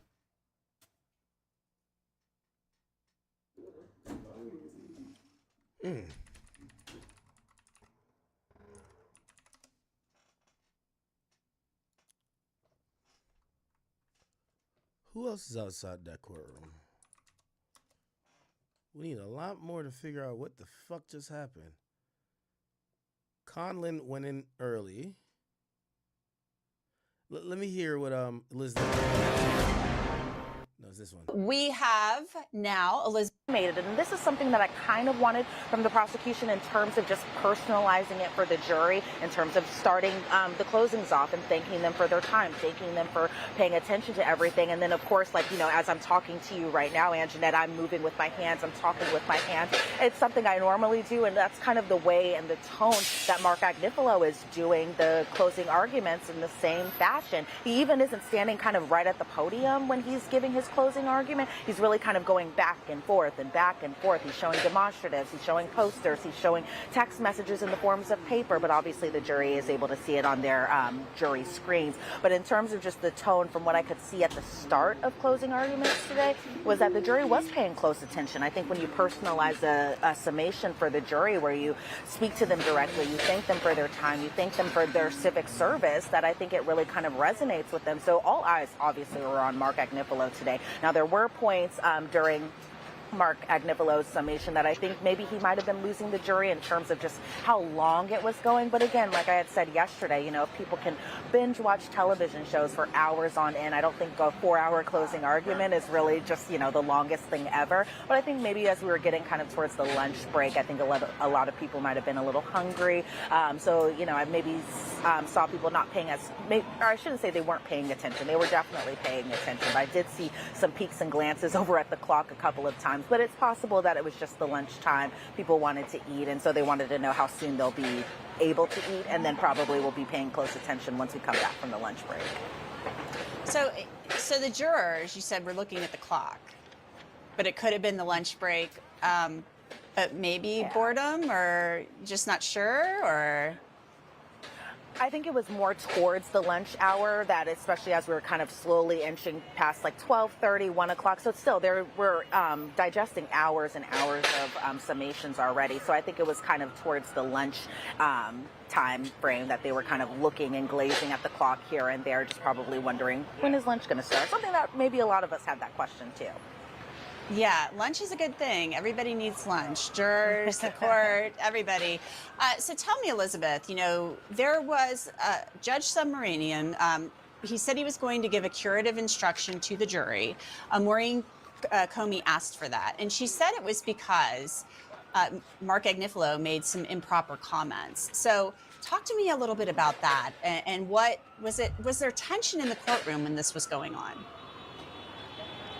It didn't seem like there was necessarily tension in the courtroom when this was going on, because mind you, Anjanette, the jury wasn't present when Maureen Comey... Let me see. There's somebody. Let me see.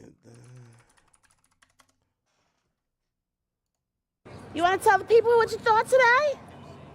Supposedly she was in accolades, court. speaking about his work ethic, speaking about all of those things, all right? So he did give him those flowers. I'm actually gonna go here. I could go into the raids.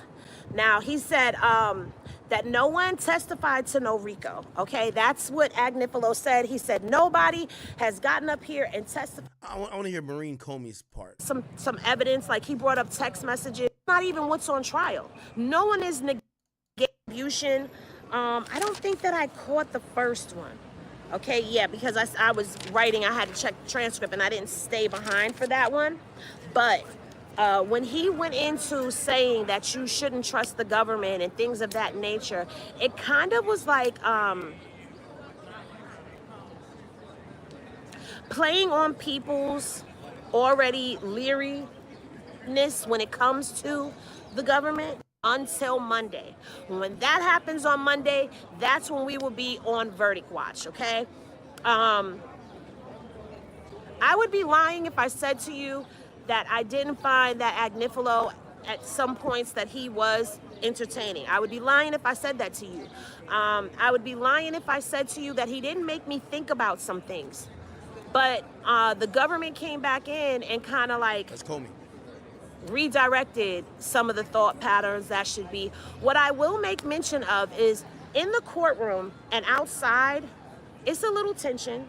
It's a little tension. It hasn't been that. And I'm hoping that it doesn't spill over into anything else, because what I've loved about this experience and being here is that content creators each have their own thoughts, each have their own platforms, and they each do their own thing. Like, we're all unique in our own way. We all have our own views, we all have our own opinions on this, and we've all managed to kind of thrive in this gumbo of excellence, right? There's been some heated conversations, some heated debates that I've seen that have gone on in this courtyard. I've been a part of a heated debate that was going on in this courtyard. By the way, Repo129, thank you for the gifted sub on Kick. Let me get a shout out to everybody who's gifted sub on Kick. Oh, shit, Mrs. 50 Cent gifted 50 subs today on Kick. Hopefully I did what I set out to do, which was to bring understanding, to educate y'all. Hey, boo.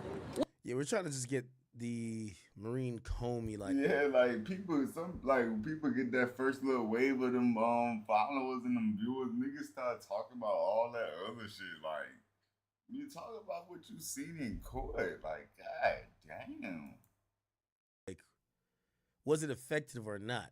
About in general, even outside of the courtroom, where I think people think Diddy is charged with kidnapping and arson and forced labor, all of that stuff. But again, that is a predicate act that's laid out under the RICO charge. And of course, count one is racketeering. Yo, how do I handle a channel point? Like, keep it like this, you know what I'm saying? If I learn to handle the channel points, I'll definitely use the channel points. I don't know how to do it. Conspiracy, aka RICO. And so Agnifilo kind of was, I think, a little disappointed by the government saying this, and then the judge kind of taking into consideration giving the jury this particular instruction, mainly because he says that he thinks that he's allowed to be sarcastic. He says that his commentary while he's giving his summations is pretty fair, because if you think about it in contrast to the prosecution's closing argument, they for the most part were just kind of very monotone, methodical, really just kind of, it was the presentation here. They were kind of, standing at the podium, reading off the notes. And again, this was Christy Slavic giving the closings for the government, whereas Mark Agnifilo, he has a different style. He was saying that his commentary was pretty much fair. And so after the morning break, the judge told Mark Agnifilo to not do it again, pretty much. He said that he called it improper and said that the jury shouldn't speculate why the charges were brought. And then Alexandra Shapiro also kind of chimed in terms of these arguments when we were brought back from the morning break, where she said what was done wasn't improper. She said that the judge called out Mark Agnifilo, but the judge kind of chimed in. He was like, I didn't call anybody out. AUSA Maureen Comey brought this to my attention, and so I'm just kind of trying to do what I need to do. But he read back the transcript to Mark Agnifilo too, where he said, look, you cannot be saying this. You cannot be having the jury kind of speculate on these types of things. And so Shapiro kind of, she clapped back a little bit, where she said Christy Slavic said that there were guns at freak-offs, and implied that the government got the law wrong when it comes to drug distribution and all of that stuff. But in the end of the day, the judge ended up giving those special instructions once the jury was brought back after the morning break. And just so the viewers know, and kudos to you, Elizabeth, for making it through the sirens. I've been there. It's tough. It's tough. The government, wanted to get rid of the attempted arson, attempted kidnapping, just to streamline things. That's what they said they did. So I think there was just so much confusion about all of that when that letter came out. So let's just really quickly, and then we'll check in with Sierra. I wanted to ask you, what's Sean Combs doing during all of this as his attorney is kind of making his final pitch to the jury? Yeah, because everyone, these closing arguments are a big deal. It is the final message that both sides will be able to deliver to the jury before they get the jury and say in their final. It was doing their had to say. Yeah, so that was the beginning. Combs, other people do not. Oh, we did. Nobody. Why do he be watching this shit? Like, why do he be watching these videos? He don't even be faking though. He really watching that shit. Yeah, chat. I think I'll come back a little bit later. I'll just do a little kicking it stream. Oh yeah, he ain't coming back. Damn, he kept a straight trial on the nigga. Like, ugh, god damn, that's disrespectful. Only kick only type shit.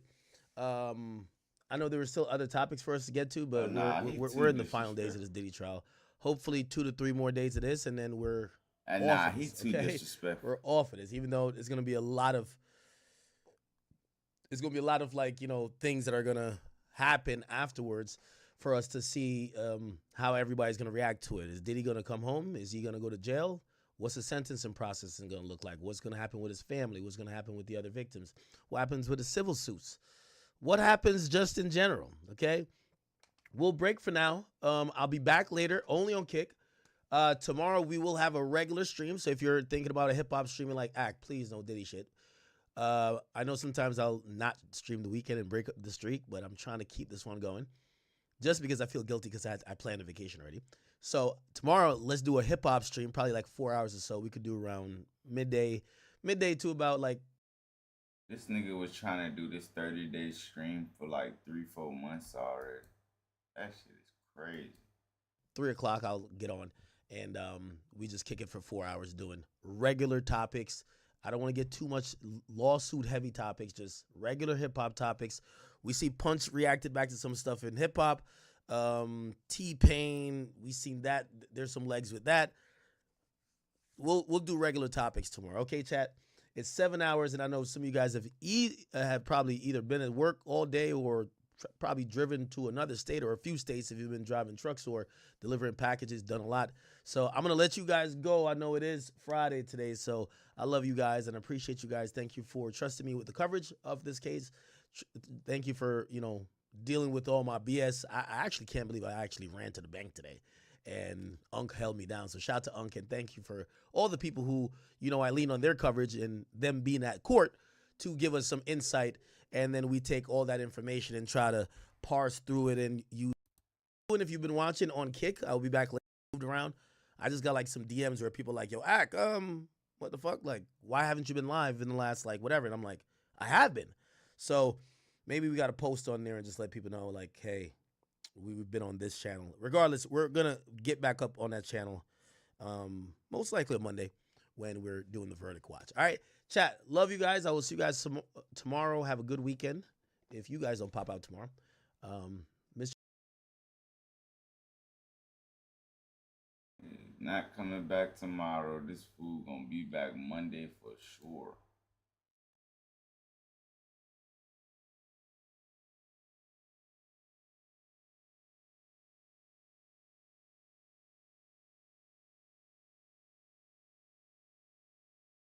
The judge denied the request of a change.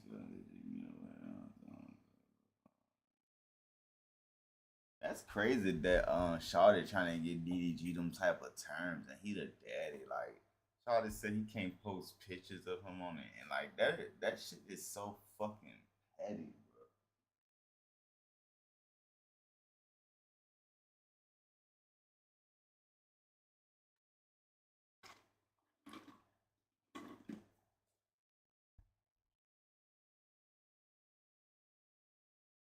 And he ain't even like one of them fathers that ain't trying to be in his kid's life. Like he actually a dad that's trying to be there. Like that shit is some bullshit.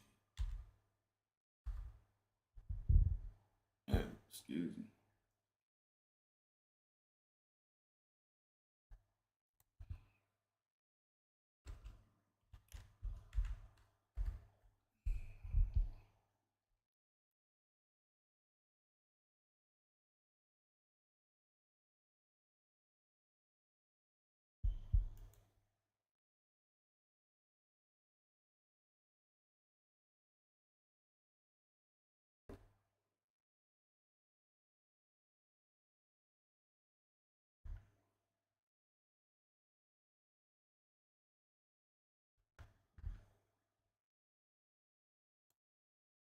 My motherfucking legion go to the folks. Now your scary ass go. Right? This nigga scared to come in the whole motherfucking time. You back door ass. Hold on this. Let me get on this. Hold on, let me get on this real quick. So on a dead homies, don't let it get up here. And when it get up here and ask me about hood questions, tell him he know that's out. Don't let it get up here and divide you on a dead homies from what's the name. You gotta talk about this and that and this and that. No, nigga on West Side 40s, fuck all that. You gonna find smokers.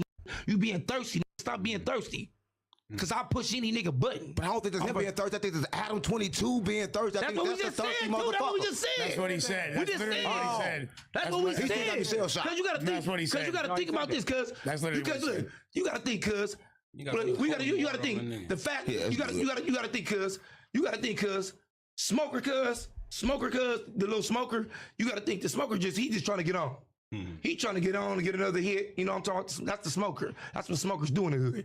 That's what comes with the territory. But you know what I'm talking about? But this how it goes like this though, cuz you gotta think about this part, bro. When you be thirsty, cuz you can't be thirsty. You can't be thirsty. I told that nigga Adam, stop being thirsty. But I think Adam looked at it like as an easy W for you. Yeah, but look, he looked at that as an easy W. And I understand that. That's what, and I understand when he said he looked at it as an easy W because of knocking cuz out. He did say cuz I look at you can easily knock him out. He out of shape and all that. We understand that. But I'm gonna go get over here. I'm not gonna get no back up out of this smoker ass. Adam tried to turn up King Heat. I know. Remember the nigga said 100,000. Then the nigga went around talking about 50. Nigga, what is it? You don't even got $50 to buy you some shoes. So we know you ain't got 50,000. So this is the point right here, cuz. But the nigga Aaron the plumber, that's who I'm gonna put out because that's where the bag gonna come from. But then he say he's down to fight you. Now he's saying he down. But he said some dumb shit. Now he said some dumb shit. He said, boom, I'm gonna fight you for extras. He said, but we gotta put in the contract. You can't go back to no jumpers no more. What? Oh, I'm like, what? What type of shit is that? You trying to fuck your bag off? So no, I don't even. No, look, you fuck the bag. Why are you talking about? You want to put in the contract? It don't matter if you win, lose, or draw. You don't want to. You I can't go to no jumpers no more. Look, chick, look, keep your feelings to yourself, cuz all the feelings and all that, the emotions and all that, keep that at home. Bottle it up, put it in the bottle, and keep it at home. Just bring your ass to the ring. You said you work out, remember? 10 times a day. Remember the little thing? 4 extras, that's you. 4 extras, that's you. Well, bring your dumb ass, in the ring, that's it. Dead homies. Ain't nobody gonna fight you. You walk in like animal, gang. Nigga, who the about to fight you? You walking in like animal. You still in the streets, gang. If you lose, somebody dies. That's what I know. Hey, see, look, all these, see, it's a lot of, what's the name? It's easy. I'm in the hood all day. No, I'm in the hood. I'm from Crenshaw to Fig. Nigga, I got 15 violations for hold on, Crenshaw to Fig. You got arrested in hood. I'm trying to take him away from the hood. Hey, hold on, stop. So it's easy. I can put you out there, smoke whatever you prefer. You get what I'm saying? What's the name? We ain't gonna say too much, but you know. On 40 Crib, I got 15 motherfucking violations. On 40, you know I'm gonna knock you out. Well, but see, they just want the what's the name, cuz they just want the thing. That's like, a business. Hey, look, that's right? Look, if you use my name, you gotta think. I made it irrelevant to talk about jail fights now. So I got my mama. And fights in jail. I made it irrelevant how niggas tell their story out of jail now. You made it cool. I made it cool. I made a line. I made a way for and on the crib, on the hood. To every real nigga. Nah, he gotta tap in with the real jail nigga stories. My nigga Banky Pound did 33 years straight. My nigga Joe T did 11 straight. Yeah, tap in with the real ones, man. when it comes to jail stories. 4 extra stories do be cool, but nah, he gotta tap in with the real ones. Behind the bars, that's locked up on the yard in the county, nigga, get it how you live. On hood, dead homies. You get what I'm saying? Free the real ones. On hood, free the real ones, cuz on the set. But on the dead homies, you got to think about when it comes to that type of shit. You know what I'm saying? On the dead homies. Look for an ATM from our bank, or we'll have to pay a small fortune in fees. BMO has more fee-free ATM.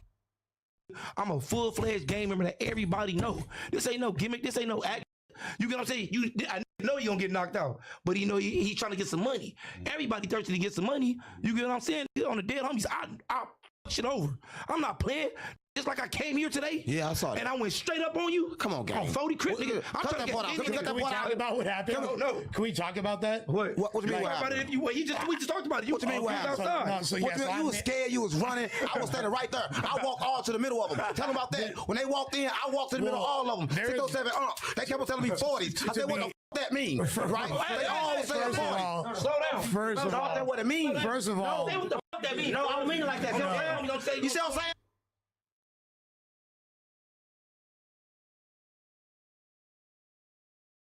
Better stop playing with that nigga, bro. He'll smack 607 on so motherfucking hard, bro. Like, you know, one of them smacks and was like, stop playing with me, cuz. You know, one of them smacks that you can't even block it. It's like, even if you block it, it's gonna hurt. Like, cuz, stop playing with me, cuz. I told your ass, cuz. I can't say nothing. Don't do that, cuz. Don't say what See what I'm saying? I didn't know what the See what I'm saying? Don't do that. See what I'm saying? My bad, gang. He didn't mean it like that. My bad. I didn't mean it like that. Don't say what it mean, nigga. Westside 40. There we go. There we go. This is why. You see what I'm saying? Nah, Unc so scared. Nah, Unc scared as a bitch. You know what I'm saying? That's serious. My bad, gang. He didn't mean it. Dead homies. My bad, gang. He didn't mean I ain't it. talking. You don't talking to cuz. Alright. That's my fault, gang. That's my bad, gang. Dead homies, nigga. That's like a nigga. I'm not gonna play with them. But what I was saying was, Listen. I didn't understand. This is why you felt that energy. Hold up, my. This is why. Hold up, my. Hold up. That's why. Listen, hold on. I lay you down. Hey, don't play with no. I was not playing. That's what I'm saying. I told you everything is playing. Up in here, my. But everything is playing. I was not playing. I said I didn't understand. I didn't understand the introduction. Is what I'm saying. Hey, first off, I didn't understand, gang. I'm from St. Louis, so I didn't understand. That's what I'm saying. All right, so That's what I'm saying. So let's first off, you didn't tell no nigga, no 40s. You don't know what that means. So stop. You didn't talk to. No, I didn't understand. You didn't say none of that. I told you. Don't say no lie. The nigga was in jail. What you did? No, that's not what I'm saying. Hold on, Fox. That's not what I'm saying. Hold on, Fox. Y'all misunderstanding what I'm saying. Hold on real quick, though, cuz. Don't get on here for your content. That's not what I'm saying. Because it's about to get you socked out. Because you did tell. You done broke up to none of us, nigga. I just told your ass right now. I said I'm going to sock you right out. I said 6 O's. Ask your little homie. Don't say no 6 O's, no nothing. Bring up none of my homies. Because nigga, you going to get socked out on here. My bad, This ain't no Munchie B or the what's it, whoever the on 40s, I was. He just stopped. He said, fuck it, stop talking, just put his hand right there to block his face. But he did it in a way like, hey, nah, Adam gonna get a nigga hurt in that place. I never come back. If I was on, I'd never come back. I'll run content about that moment to the ground and I'd never come back. Whoa. You almost lost your life. Sock you out of here, on the dead homies. Playing with Westside Road. That's what you gonna do. I'll sock your ass out. Dead homies. Adam did it on purpose. Adam did it on purpose. I'm not gonna let Adam did it on purpose. It's not. Adam did it on purpose. Because no way I'm not playing. Right? No. Don't bring up none of our homies. Don't bring up none of our homies on this broadcast. Respect. I'm talking for the neighborhood and roller court. You talking about the homies, I'ma sock you out. Respect. Point and sip on Vernon Avenue. And don't blur none of this out either. Don't cut none of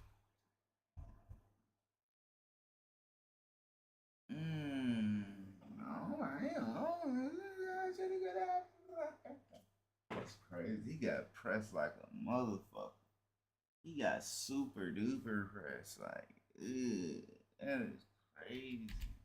this off the screen. Make sure all this motherfucker on here. West side rolling. Dead homies, I'm not playing. I'ma smoke your ass and laugh in jail. Nigga, I'd rather die or get life in. Oh shit, nigga said I'ma smoke. Nah. You gotta quit. Ain't no way you could stay in that building. Nigga threatened to smoke you, bro. That's a law. That's nah. I don't even know what that is. Nigga, that is crazy. That nigga said I'ma smoke your ass. Nah. Wrap it up. I would have left mid-interview. Real shit. Jail before I let it walk around and think he's slick with the do the rolls. Respect, but I love you though. West side 40. When it's all over, I love you. And Yeah, like, that sound I'm not cool, trying nigga. to. I'm On not 40 trying trip. to. I love you so much, I'll smoke your ass. I love too. you, gang. Listen. Let me talk. I love you, gang. God, that's too disrespectful. I love you so much, I smoke your ass too. Oh my. Bruh, nah, you can't let a nigga talk to you like that. If you was a real one, you supposed to stood on business, bro. I don't even care, bro.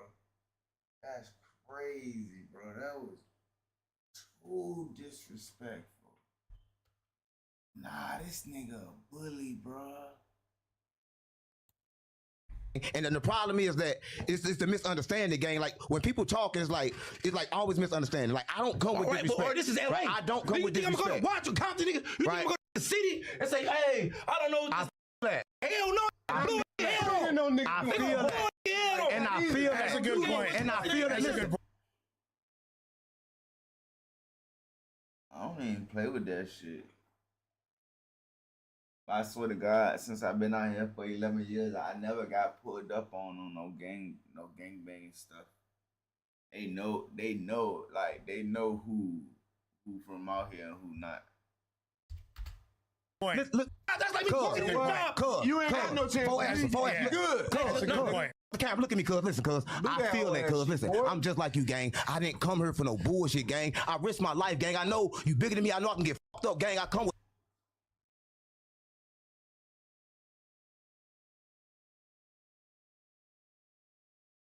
Nah. He got that nigga talking like that. It's crazy.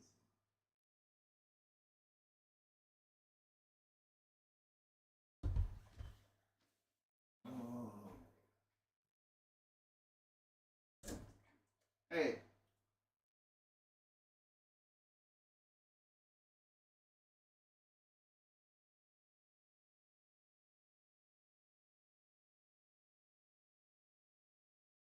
Don't drink all that goddamn soda, nigga. You thirsty? Drink some goddamn water.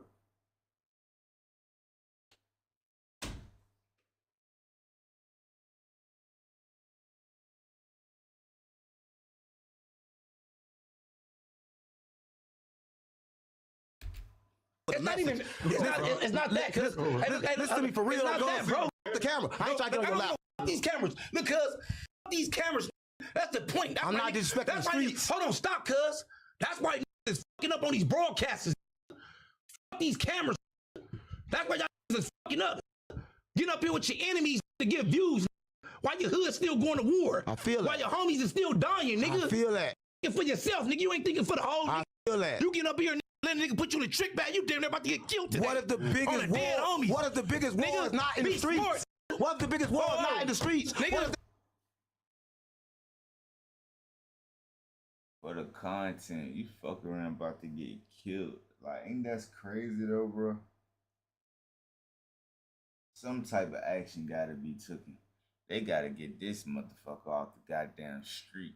Ain't see him. If goddamn 607 gotta be the goddamn sacrifice, shit, fuck it. Yeah, you gotta get that baby. You gotta hear a threat to society for real. I ain't even gonna play with you.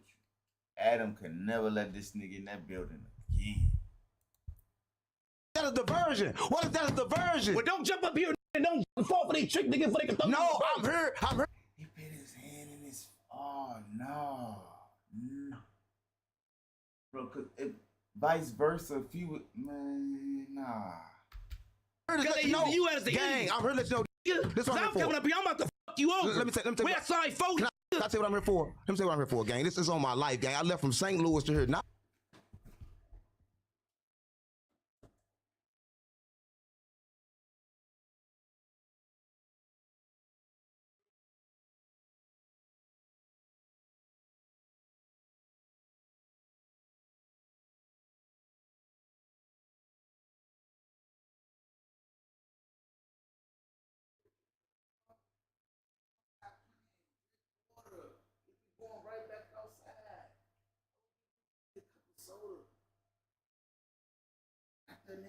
telling y'all to stop and you still doing it. That's why I ain't never nothing in there.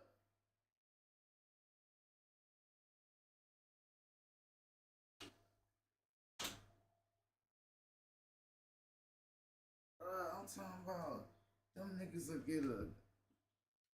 get a cup like this and fill that bitch up here with soda. I be like, bro, chill, no ice. So that don't damn near take the and damn near half of that bitch away. They be tripping. Listen, I'm risking my life for this game. I'm telling you, we've been confused, we've been tricked. This nigga outside playing, nigga. If you outside playing and it's hot, nigga drink a cup of water, nigga. Like, what the fuck? The God they told us God is not God. The school, religion, we under control, gang. And I'm coming. That sound cool. That's what I'm coming for, though. Right now, that's what, I know you don't want that. I'm not on that's what I'm coming for, bro. On Westside, if you watch my content, that's what's in the middle of my content. I came for sure on Vernon Avenue, crib on a dead homie. Do you understand? Like, you risk your life for that. I'm risking my life for this. All right, that's cool. But don't let it come put your ass damn near about to get killed. Bro, I'm about to get killed every day I wake up. He's trying to help you, though. I know, and I need his help. I need you. I need your help for real, gang. I need your help. I need you to with me. I need you to. Nah, that shit look bad on 607. And then all these niggas huddling up talking about it. Ain't that some bullshit? Yeah, no jumper should not be allowed, bro. Like, that is a dangerous place, bro. After catching the fucking Rico, they still doing shit. Like, man.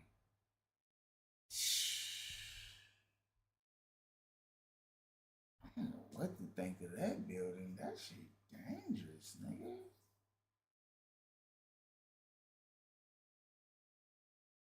Goddamn, AD and them still talking about goddamn academics? What the fuck? Let's see. I know damn well they still ain't talking about that shit.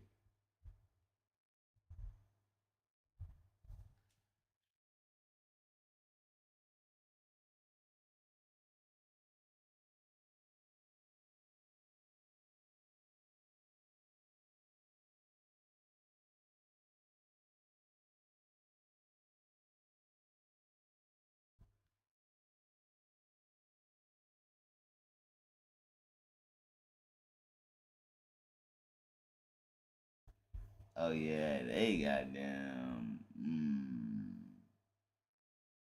Okay, they smart. They tried it for a little bit. It ain't work.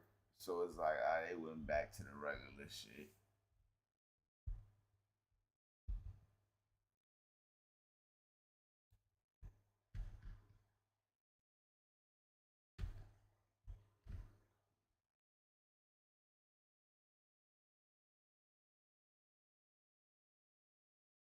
It ain't really shit to goddamn look at, bro. It's trash.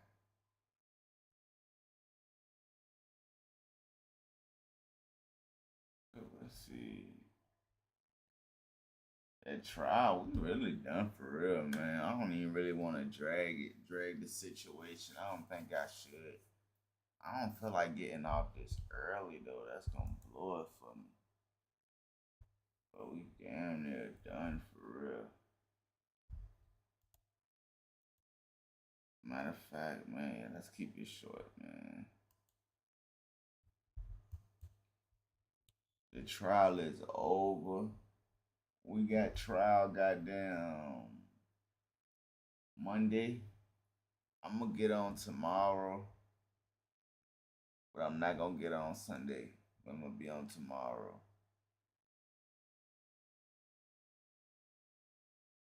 It's early. It's 2:49. I'm gonna get back on today. I'm gonna stay on for like another hour. I'm gonna wait till my food get here. And once I'm done eating, I'm gonna hop off, man. It's probably like in the next hour.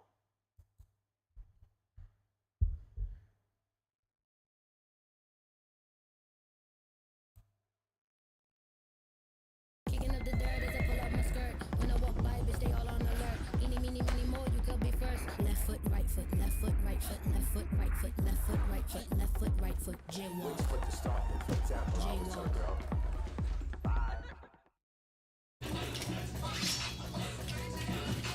Actually, we're not gonna do that. This is gonna be the only stream today. If I do get back on, it's gonna be for tomorrow's stream, but I'm gonna get on early, like 5 in the morning or midnight type shit. I'm just gonna go ahead and stay on here a little longer, man. I ain't gonna get back on here tonight. We in the village. We on the 4th. Harvey World. Y'all know what it is, man. Who I got with me? Wall Wheat, Folk on the Hustlers, Villanelle, nigga. My father's the founder of the Folk on the Hustlers. Can you break down the history of the Folk on the Hustlers? Because so my uncle's out here flipping everybody here in the Folk on the Hustlers. And then my daddy came. So what was they before they was foes over here? It was GDs out here. It was Black Stones out here. He started the fold when he was like 17. He started out west on West End Tequila at a little park. Bullet holes. Dang, you say bullet holes all through there? This look all tore up and destroyed, bro. Look at this right here. This crazy. My daddy, Larry Hoover, Jeff Ford, Dave Barstow, all of them was cool. They was all in cahoots. They weren't shooting and killing each other. They want to make it seem like another black person killed Martin Luther King. The police killed Martin Luther King. For one, they locked Jeff Ford up. They locked Larry Hoover up. They killed my daddy. They killed Angelo. What's the biggest similarity between the Four Corner Hustlers and the GDs? They started as an organization. So that's something they got similar. It turned to a gang because that's what the police made us. GD, Four Corner Hustlers, Black Stone, we all get along, man. We all love each other, man, no matter what you is, man. Free Larry, free Jeff, man. Rest in peace, Walt, man. Unity. We making history today, real history. Yeah, this real history. What's something you would tell your younger self? This my younger self future right here. You see how it turned out. Right now I can see my younger me running through here, my little brothers, man, and seeing my uncles and them passing out money, they shooting dice, and everybody having fun, man, you know. Harvey is the one suffering the most, you feel me? And that's the motherland to us. Yeah. Harvey is going through a situation. It might not be severe as yours, but everybody got something different going on. We grew up in the pay setters too. And people was getting killed out there. I got robbed out there. I ain't gonna lie to you. And that was my hood, but getting robbed taught me a lesson though. Yeah, shout out YC, man. Like I say, shout out Donald, man. Shout out everybody from the pay setter, man. All the little shorties. I know y'all out there doing y'all thing, but y'all gotta help us change the narrative, man. So all the gang banging we be seeing, like, and I'm glad you doing what you're doing. So all the gang banging we seeing, let's just cease fire with that. We done been shot at. We done been, like I say, we done been robbed. We done been stuck up. We done been set up. We done been anything you can name. We done been through it, bro. So we still here. So that's why I mean something coming from That's you. why I mean a lot. It's gonna take us all together as one. Yeah.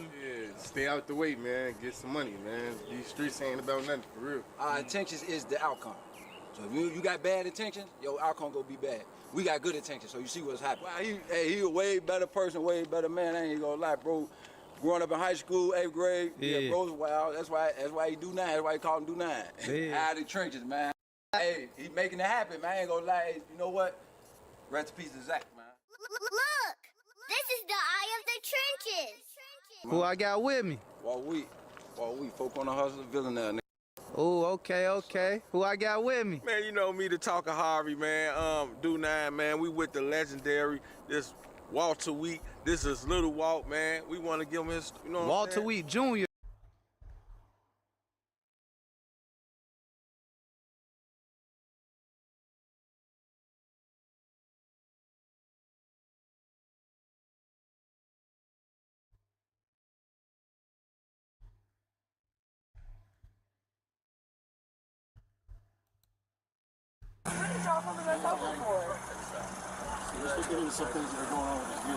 With this vehicle? Yeah. What's going on with this vehicle? There might be someone in there that's got a warrant. You have a valid license, ma'am? Oh, no, you can run everybody's name, no warrant. Okay. You got a valid license? Right? No. Okay. We have to send back my car.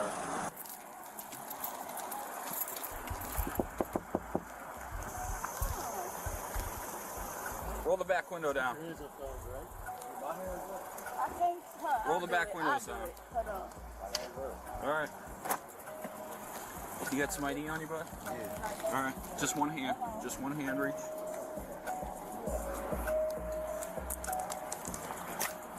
Do you have ID, ma'am? Yeah. Wait, can you tell me what's wrong, though? Yeah, we're making a traffic stop. I Why? need to see your ID. I need to identify you. But hold on, why are you taking 3 cars? We'll explain all that in a minute. Yeah, because y'all about to give me a heart attack.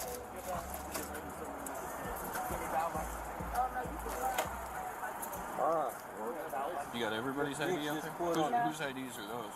It's my brother's and this my family. You come down, bring Okay. Okay, now Do you have ID, sir? No, they don't have ID. Well, yeah, I was talking to him. Sir, this is my card. Can you just tell me what's wrong? Yep, we'll explain everything here in a minute. Whose baby's that? That's my nephew. That's your nephew? That's your baby, ma'am? Okay. Oh, it's your son? What's your name? Why y'all pulling this over? Why y'all pulling this over? Just keep your hands up here. Why y'all pulling this over? We'll explain that here in a minute. Why is she getting in the car? They pulling us over, but for no reason. Thanks, man. You want me to run off?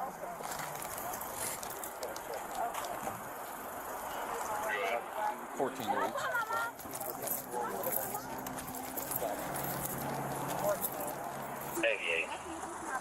you have anything on you? No, I don't have nothing on me. Let me call my mom though. Hold on, wait. Okay. How old are you, man? Huh? How old are you? I'm 18. Step back here. Yeah. Don't search me without my mom being right. Well, you're 18. You're an adult. Your mom doesn't need to be here. You got anything on you that's going to poke me, jab me, stab me? Huh? Anything on you that's going to poke me, jab me, stab me? Yes, no, maybe. Okay, here. Stand here. Calm down, all right? Put both your hands together. You got anything illegal on you? No. Do you have anything illegal? A little bit of weed, maybe? Okay.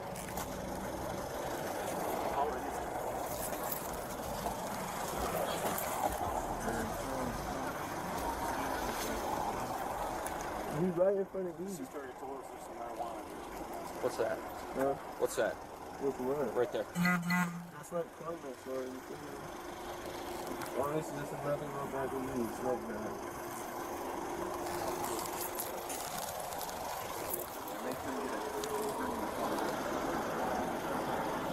Stop. Stop pulling your hands away from me. You're pulling my hair. That's what I'm saying. Let me see this. You're pulling my hair. Why don't you put your hands in there?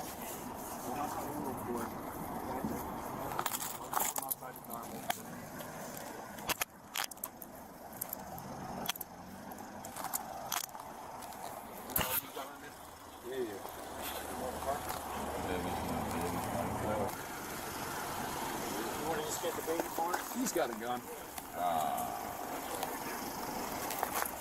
Cheddar Bob.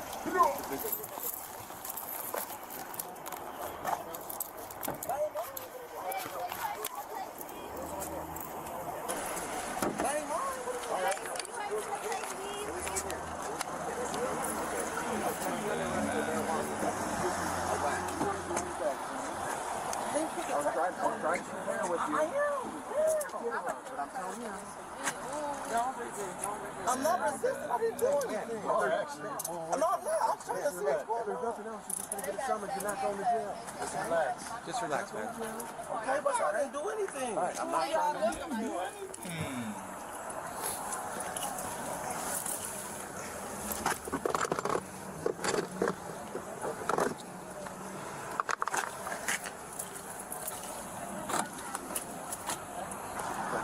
My court date is on the 26th. No. Where's the other guy at? He's got a female. I've got the dude in my car. Okay. What do you need? Yes, sir. We'll be another stage.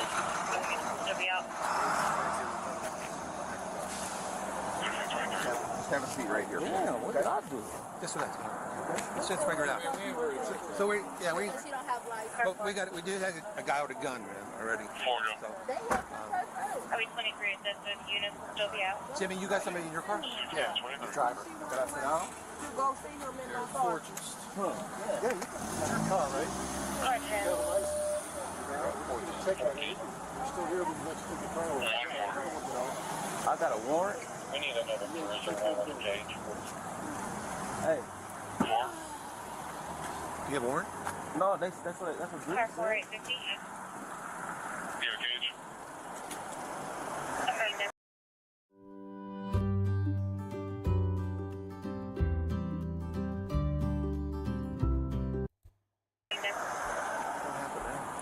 vehicle, please.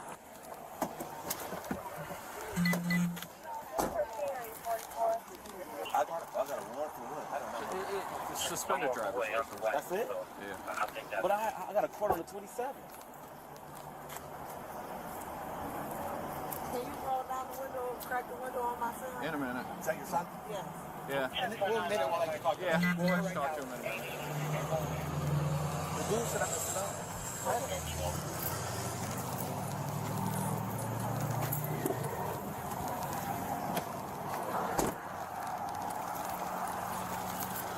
Never mind. I'm sitting on my hand. I'm sitting on my hand. Look at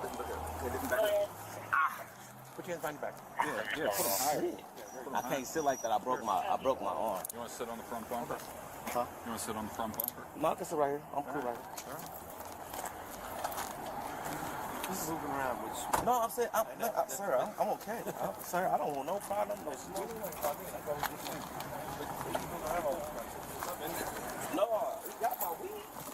You need a button? You wanna? You got my weed. Yeah, but I said he got my weed. That's all I have.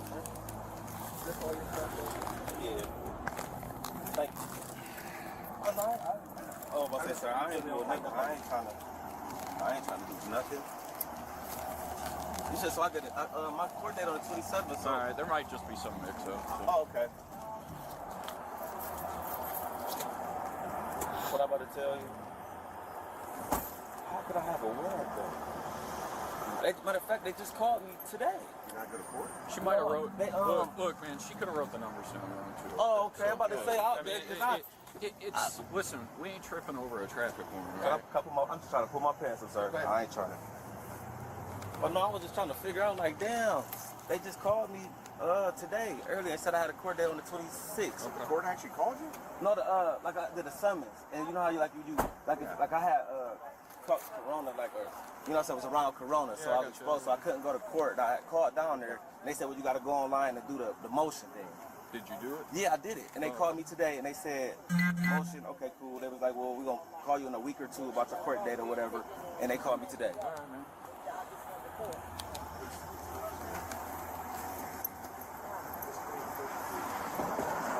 I guess we'll get his numbers done, and then Could I come out of these though? Can I touch it in? You let me go out of these though? yeah, we'll get you out of them.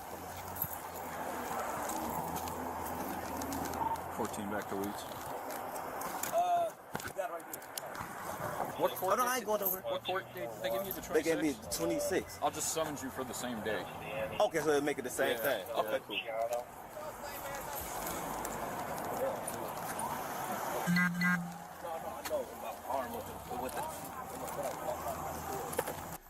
Yeah, she's valid. Which one's Anthony Fox, the dude that was in the back seat? Yeah, the baby. Yeah, the one we just. The weed and. No, he was the one. Macaulay was a gun. It's gun, and he had some weed too. And Anthony was the other one. And so Anthony had the black bag that got out of the back seat, right? Twisted. Yeah, he had it across the front. So are you gonna do his summons? Yeah, I'm doing Anthony's. Okay, so I'm gonna get this stuff. Do you? He had a scale and stuff. So you want to do the weed and the drug pair and everything? Yeah. Okay. All right. Thank you. Yep. Wait, so not y'all. I didn't talk to y'all. Excuse me, sir. But yes, they looking for somebody else. We're gonna pull over the car. But that don't make no motherfucking sense.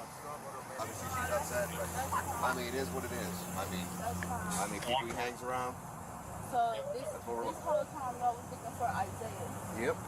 But we know he hangs around with Diddy. But y'all not gonna keep partnering my son just because who that dude be around. So, I mean he's hanging around him. He's around him all the time. He hasn't been to my house in a while. Okay. Well, I mean we don't know that. No, Isaiah. They keep trying to look for Isaiah.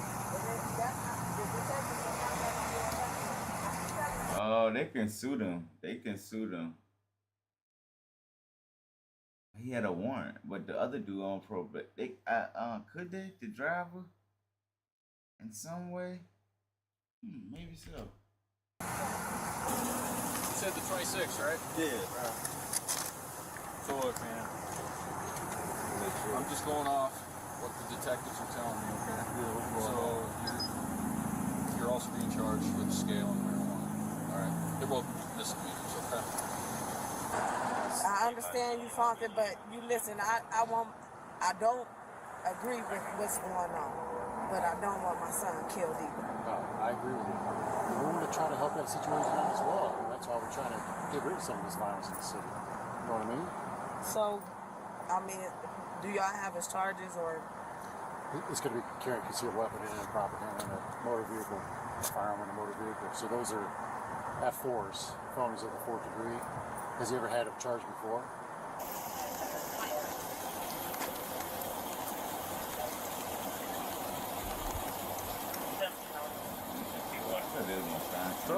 Looking at me like, I don't know.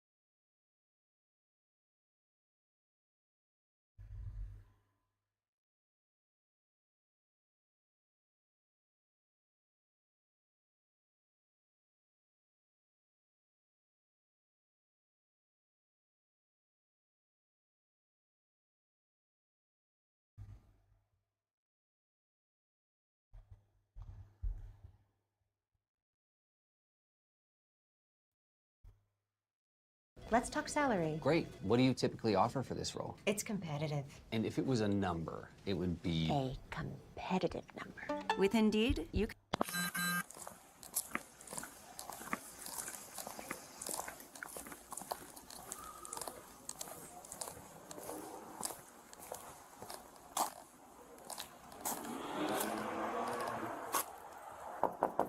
Come on, man. Let me see your hands.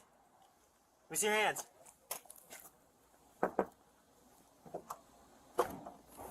Hey, man. What's going on? What's up? Is this your car? Yeah, it's my car. Okay. You got an ID on you? Yeah.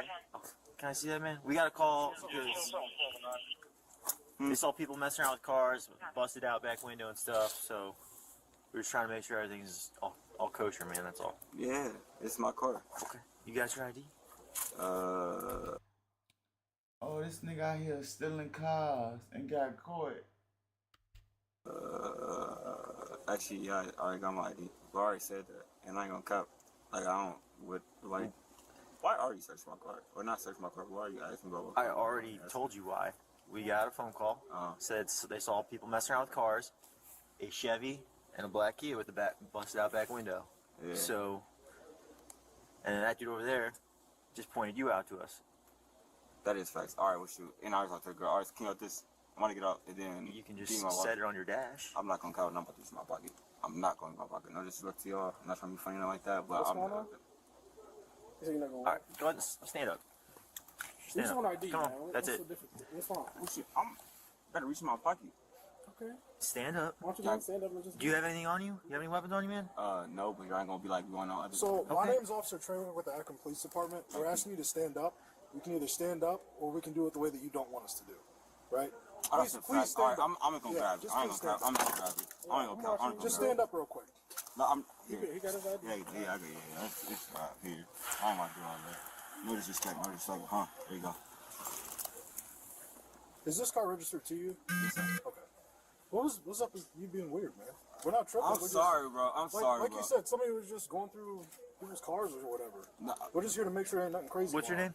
No, King. Hang tight. You work at Domino's? You work at Domino's? Yes, sir. You had a bad experience with the police or something? No, Hanks, no, I'm just saying, just like... What happened to your back window? I stumped it out. Why, you stomped out your back window? Yes, You little drunk? Nah. You stumped it out? Yeah, yeah. Why'd you do that? It's not, I'm sorry. I don't know. It's like $300. Say you swear. Huh? Say you swear. Yeah, like when I got a Key Optima too. When my front windshield got busted, I'd pay $300 to get it.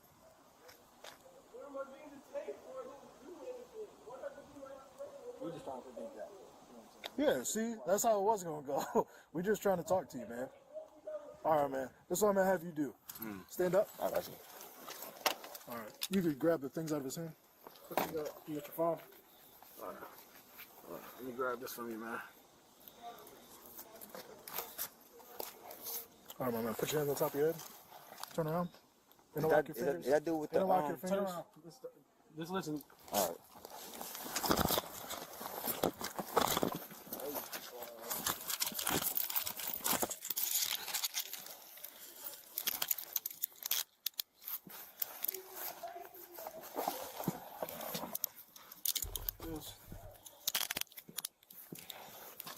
That's why you don't want to give us your info?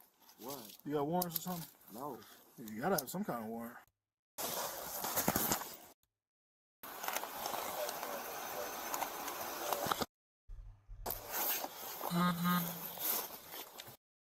I'm telling you Okay, why. but why am I being detained? I just told you because you But were what's around this the area, special around this time? vehicle, But that and doesn't I try mean- to see what's going on. And if everything checks out okay, we're going to talk to this No, guy that right here. doesn't mean I'm being detained. That's why, yes. Because on what suspicion of what crime? I just. What had to be my information? What am I being detained for? Why are you arresting me? You got anything on you? No. Blackmail. She's confusing. Yeah, this guy, I ran into him after he came in.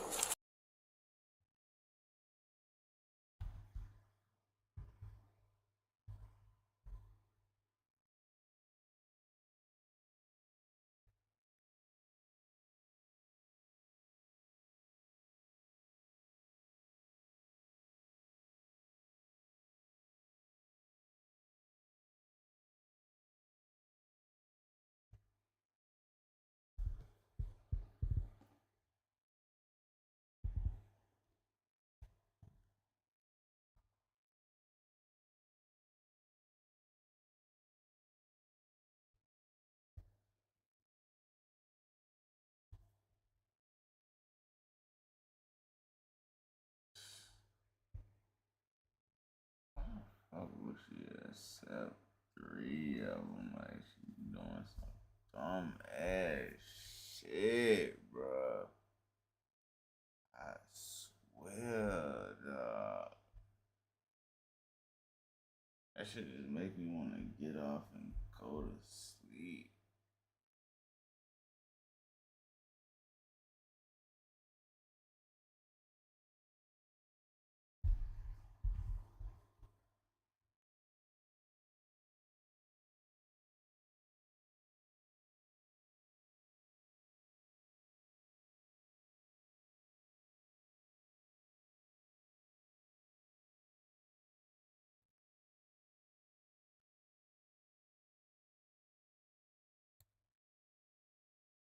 Huge Gymshark sale, up to 50% off site-wide. Which is absolutely crazy. Every single thing on site. If you've ever wanted anything from Gymshark, now is the time. What? So it's a great opportunity to get all Nobody wins when the family feels. 2, realizing his parents didn't go with his alibi and has yet to try to come get him. After some concessions from local authorities, this young man quickly decided to tell the truth alongside his sister. But before we go over this one, I want you guys to remember, I won't give you no angle. I just give you the story. So with that being said, make sure you like, comment, and subscribe. We're gonna jump right to it. January 10th, 2024, in Milwaukee, Wisconsin, at around 10:10 p.m., authorities responded to the 4400 block of North Sherman Boulevard. Upon arriving at the scene, first responders located a black male wearing a Domino's pizza jacket, later identified as G, real name Antonio G. Jr., 33 years old. G was lying motionless on the ground in the median of the street and bleeding from what appeared to be multiple gunshot wounds. Officers began CPR until emergency medics arrived at the scene. G was pronounced deceased at 10:25 p.m. that evening. May he rest in peace and love condolences to his family. 2222, if you can please take the shot spotter at 4469 North Sherman Boulevard.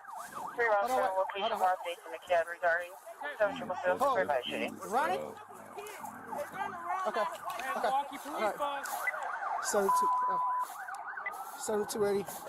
It's going to be a confirmed shooting. Black male, unconscious, not breathing, appeared to be shot to the face. There's a witness on scene here that said 3 black males ran between westbound between 4469, armed with a handgun.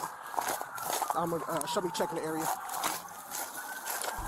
Now, local authorities quickly canvassed the area when a concerned citizen who lived in one of these houses on North Sherman had told them this. Yeah, I called it in. I just saw the 3 guys. It was 3 guys all over him. They was fighting. And then he was trying to get up, and they just unloaded on him, and they ran off that way through the yard. Okay. Is it okay if I... Say again, sir? Okay. Okay. Is it okay if I step in real quick? Yeah. 523. If it's okay. Yeah, for sure. I just want to make sure my cat don't get out. 7430, so you can work on the process there he is. They're all related to the shooting. Confirm. Alright, real quick. I'm just gonna step right here, okay? Yeah. Just in this space right there. Alright, so what time do you think this was all going on? That happened like 20 minutes ago, 25 minutes ago. 25 minutes ago? Yeah. Alright, and what did you see? I just saw 3 guys. I heard gunshots, and then I looked out the window. 3 guys was all over him. You know, I think he was trying to get away. He was trying to. So the guy was out there right now. Yeah. You said there was 3 guys on him. Yeah, it was three.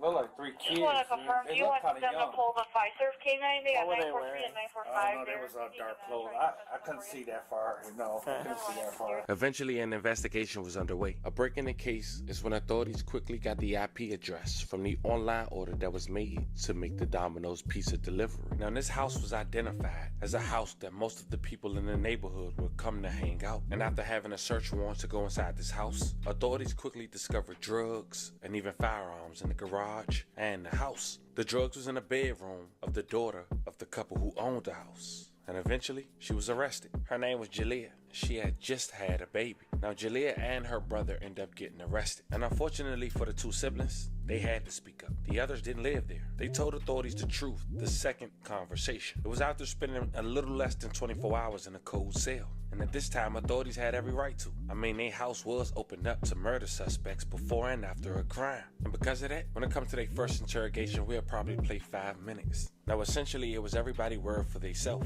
The people who owned the home, which was the sibling parents, wouldn't come to local police headquarters. I mean, they did have guns, illegal drugs, and murder suspects in their home. You would think they left their kids. But detectives heard from the mom briefly after she answered the number she didn't know. It was the detective who was interviewing her son. She allowed him to call his mother, and this is what he had to say. On the phone, okay? I'm gonna tell her the same thing that I told. Tell the same thing I told your mom to you, okay?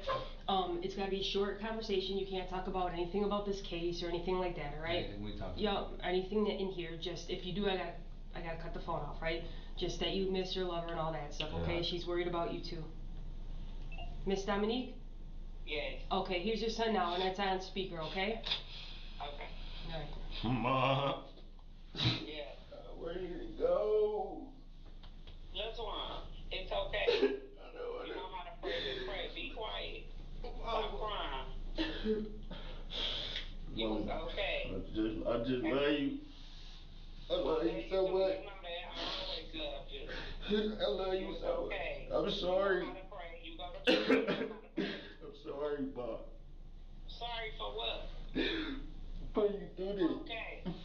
You was okay. You didn't fail me as a child. You a good child. I should have never let nobody get to our house, Bob. No trouble. It's not your fault. You never been into no trouble. You never gave me no trouble. Okay, calm yourself down. I don't know what to do. Just calm down. I'm scared. And start with praying. Church, you know how to pray. Is you listening to me? Yeah, it's not working, man. It's not working. I want to go today. You gotta calm down. I want to be here. Don't get yourself worked up. Is it your mom?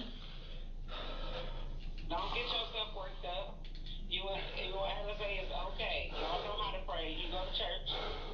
You've been in church all your life. You know. I prayed 1,000 times. What? I prayed 1,000 times. Okay.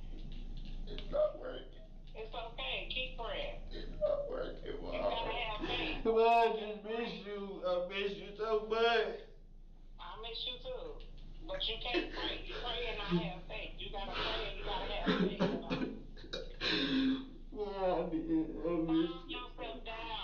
need you. I miss your boy. You need to calm yourself down, okay? Ma, I just miss you.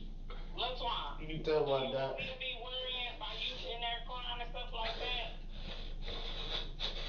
I'm not trying to. I just miss you. I miss you too. I promise, Ma. I'll be here for you. I'll be here when you come out. You will be okay. Antoine, come here. You're getting yourself way worked up. Just calm yourself down and don't get your blood pressure stuff up and work yourself up. Okay. Just calm down. You get your mom worried when you're getting yourself that worked up. But I don't, you know, I already got high blood pressure stuff. I don't need to be worrying. I'm already worrying. But I need you to be strong. I don't need you in there like that. I'm trying to be strong for Zay Zay. Y'all is okay. Y'all is okay. Y'all never been in no trouble. Y'all never gave me no problem. Y'all didn't do nothing wrong. I just never let nobody go to our house. It's okay. We don't think stuff like this will happen when you around people that you grow up with. It's okay. Just gotta live and you gotta learn. Okay, well, I love you. I hope to see you soon. You will. You will. See, you pray, but you can't fake that. You gotta have faith in your prayer, and you gotta believe in it. You can't pray and then say that, because then that's making me feel like. What my sister gonna do it? What the twins doing? What the twins doing? You know what they doing. Being bad. Cause I thought that the mirror. Please. The mirror. Where is Mirror? Oh, she upstairs. That's Destiny. That's Destiny. That's Destiny. Yeah. I can see you. He not on FaceTime. Say hello. Mirror. No, he not. I love you.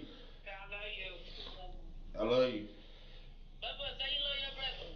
Quana said she love you. Quana said she love you. Nobody said they love you. I don't hear no word. Mom, I'm just hang up. I'm trying to think you later. You gotta give your mom proper goodbyes. Tell your mom you said bye. Oh, I love you so much. I love you too. Stop crying. I can't.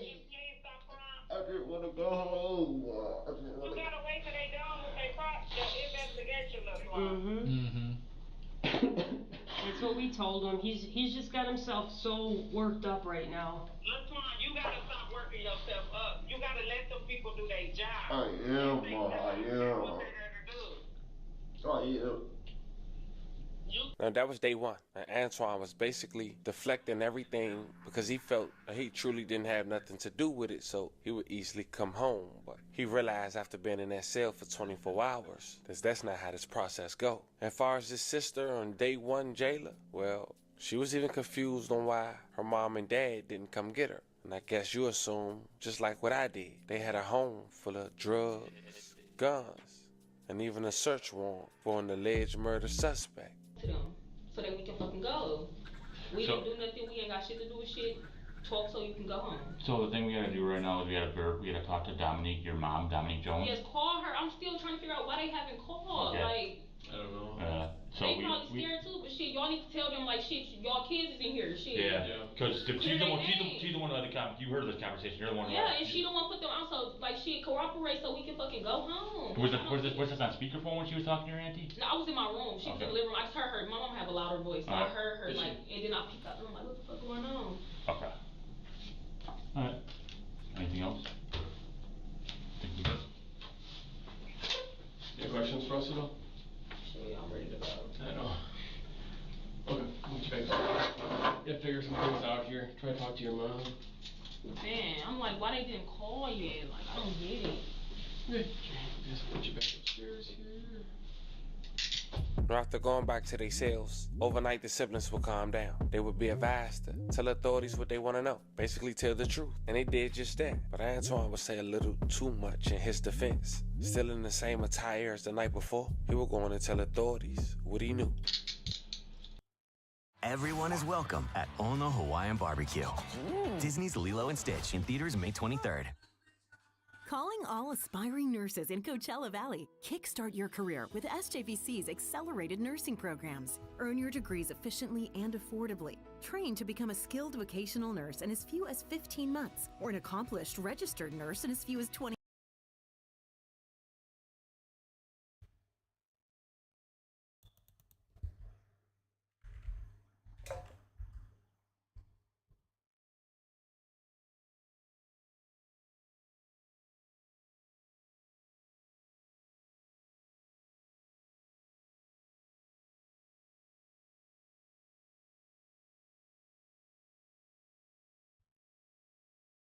Jaylen Brown play for the Lakers? Nah, hold on, nah. Lakers in the first game of a July 10th doubleheader. Then it's Dylan Harper and the Spurs facing VJ Edgecombe and the 76ers at 10 Eastern, both games on ESPN. The draft is in the rear view, and it's time to get a look at the summer of roster changes with Bobby's big three questions as we head into free agency. Bobby, what do you got? Let's start with the Milwaukee Bucks finding help for Giannis, right? What happens over the next 2 weeks as far as how Milwaukee adds to the roster around Giannis Antetokounmpo? Free agents, Bobby Portis, Gary Trent Jr., Brook Lopez, Taurean Prince, certainly Damian Lillard out with that injury. They do have some flexibility in the trade market and certainly in free agents here. Second, can the Lakers go out and find a lob threat for Luka Doncic? Lakers go into the offseason looking for a center. That is certainly a priority for them. They've got that $5.7 million tax mid-level exception, $60 million plus in expiring contracts. Keep an eye out for Dorian Finney-Smith. He has a player option on Sunday along with LeBron James. And the third team, the Minnesota 3, Nickeil Alexander-Walker, Julius Randle, Naz Reid. Randle and Reid have a player option to be determined on Sunday, the 29th. Alexander Walker is an unrestricted free agent, one of the top shooting guards in free agency here. Certainly a priority to bring all three players back. All right, Bobby. Andrea, what question should we be focusing on as we head into the start of free agency? It's a bit of an expansion of Bobby's second question about the Lakers getting Luka.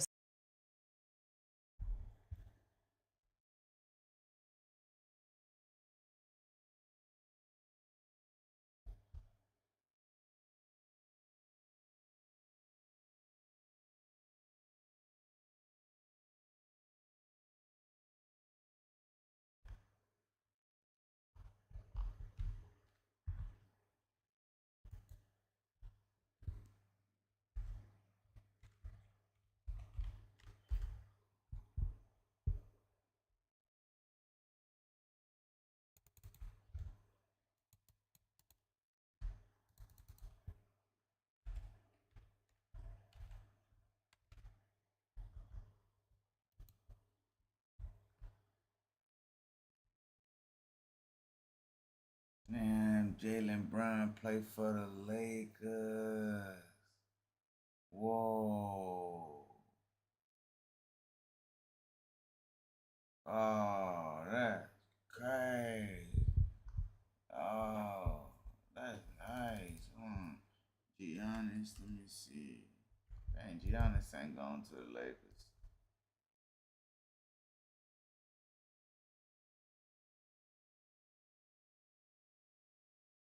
Damn, Giannis a free agent. Oh my God.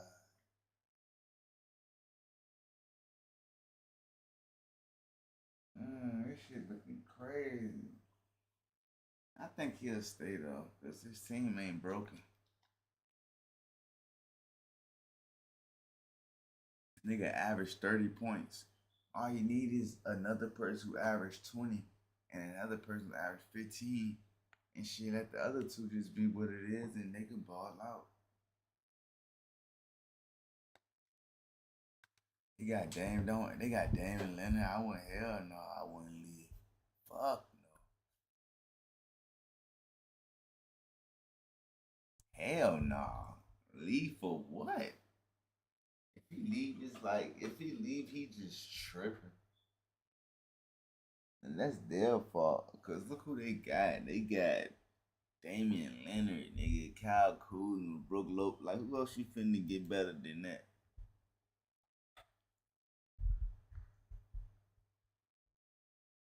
And now they got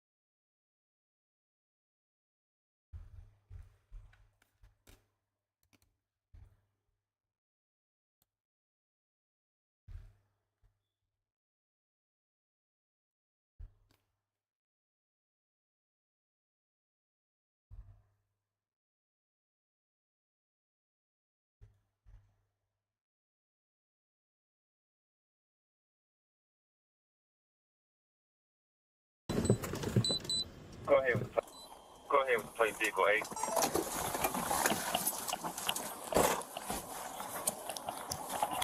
Be a Michigan plate, Edward Tom William 0247. Hello? I'm gonna come up and talk to you. What? Stay in the vehicle. It's gonna be a Jeep, black and color. They poured into an address. Let me just pull it in driveway. I'll give you an address here in a second. All right, sir. This isn't like I hit home plate. That means I can't do a traffic stop on you, man. Y'all tripping, bro. Okay. Y'all tripping, bro. You can call my brother, come get me out the car, bro. Y'all tripping. I'm at home, bro. Y'all tripping. Sir, as long all I was gonna do is. What is y'all pulling me over for? For what? You didn't do nothing, bro.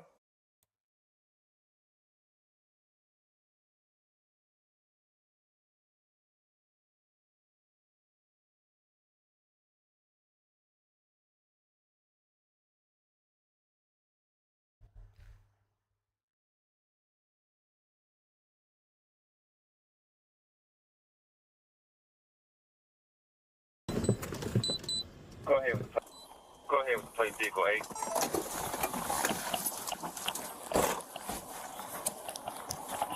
Be a Michigan plate, Edward Tom William 0247. Hello? I'm gonna come up and talk to you. What? Stay in the vehicle. It's gonna be a Jeep, black and color. They poured into an address. Let me just pull it in driveway. I'll give you an address here in a second. All right, sir. This isn't like I hit home plate. That means I can't do a traffic stop on you, man. Y'all tripping, bro. Okay. Y'all tripping, bro. You can call my brother, come get me out the car, bro. Y'all tripping. I'm at home, bro. Y'all tripping. Sir, as long all I was gonna do is. What is y'all pulling me over for? For what? You didn't do nothing, bro. Yes, you did. What? You made a. Are you gonna let me talk? Or are you gonna keep acting like an idiot? Bro, no, I just. Well, why are you acting like this, bro? Can I I talk to you and explain to you the reason I'm stopping you? Is that okay? I didn't do anything wrong. I made my blinkers, everything, bro. I drive right, you use your turn signal right as you were making the turn. You have to use 100 feet prior. You can't just turn your turn signal on as you're making the turn. I made my turn signal, sir. You have to do 100 feet prior. Where? Man, come on, man. I've been driving for years, sir. I don't want to hear that, bro. I'm at home. and everything, bro. This is my home, my property. I'm home. Okay. I'm just coming from the CVS, sir. Like, y'all tripping, bro. Y'all just be fucking with people, man. Oh, can I see your driver's license, sir? No, I'm at home on my private property, bro. Whatever he did that shit.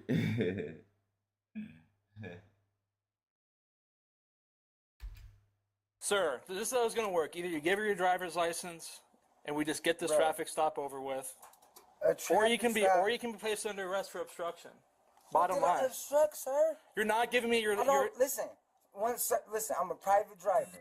I'm just traveling. Okay, so listen, this is how it's gonna work. We're not doing that sovereign citizen thing. It has never. Listen, bro, that has never ever worked. It has never ever worked in court. It's not gonna go in your favor, and if you don't identify yourself, you're gonna be placed under arrest. I'm identifying myself, but I am at home. Give me your driver's license. Bottom line. Driver's license, sir. I don't. I know he's scared. I have driver's license. You don't have anything at all. Home, and I didn't do anything. I made every turn and everything, sir. I just got home, bro. I just went and picked up my clothes. I live here. This is where I live at. This is my home. I don't know because you have identification. Bro, all my stuff in the house, bro. Okay. Everything. I'm live here, bro. I'm calling my family. I'm about to call my brother to come. What's the address here? I already gave it to him. 6. What's the address here, sir? Sir, what is the address here? Sir. Sir, what is the address? What is the address? What's the address of your own home? If you live here, what's the address of your own home? Sir, you about to see I live here. You can come in. Just tell me what's your address. What's your address? Just tell me. Bro, I just feel so uncomfortable just answering your questions, bro. Can I please just call my family? Bro? No, just give me your information. Come on, man. Give me. Y'all can get me out, okay? Y'all gonna get me out? That is crazy, bro. So you don't have any legs? No, I don't got no legs or anything, bro. I promise you guys, I live here. This is my home. I swear to God. I'm about to pull my... Huh? This nigga tripping. Do you have any, sir? Do you have any weapons on you, anything like that? No, I don't have anything on me. That nigga ain't got no legs, bro. What the fuck? Bro, I'm just so irritated that y'all just did that for never being thirsty. What's a boxy object in your pants? Is that like is it a prosthetic of some type or what? Piss bag. I got a piss bag. Okay. Super puke catheter. I just That's got what I'm the asking. hospital, bro. I don't know. I'm sick asking. as hell. I just got out the hospital, bro. I just went to CVS. Do you have a wheelchair back there? Bro. Yes. And I live. This is my home, sir. I promise you, bro. Like, I don't have to lie. I don't feel like I have to answer. Well, you do have to answer. Damn, bruh. Say he tragically. Why he passed away? They ain't gonna drag him out the car with a piss bag on him and shit. If they gonna do that, I don't wanna watch the video. I know that shit hurt it. For my basic questions. You can't even give me an address of work. You can't even give me an address. Bro, but I'm just saying, like... No, don't get this. What is the address here, right? What is the address? What's the address? You don't know the address. Well, okay. What's your first name? Sir, what's your first name? Sir, what's your first name? Sir. Yes. What is your first name? Spell it for me. How do you spell it? Can I speak to y'all captain? Our captain? Yes, I would like to see the captain. When we have concluded a traffic stop, yes. Spell your first name or you're going to be placed under arrest. Bro, he is in a trap. What you mean? Nah. Right now. Bottom line, I'm not messing around with you. K-Y. L-A-N-D, sir. Is it D at the end? Yes. What's your last name? How do you spell it? S-Y-K-E-S.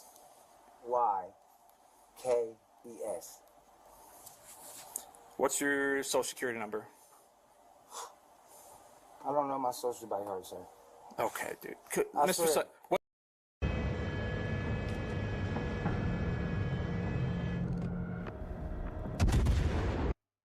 What's your date of birth? Can I get my social security card at the house? What is your date of birth?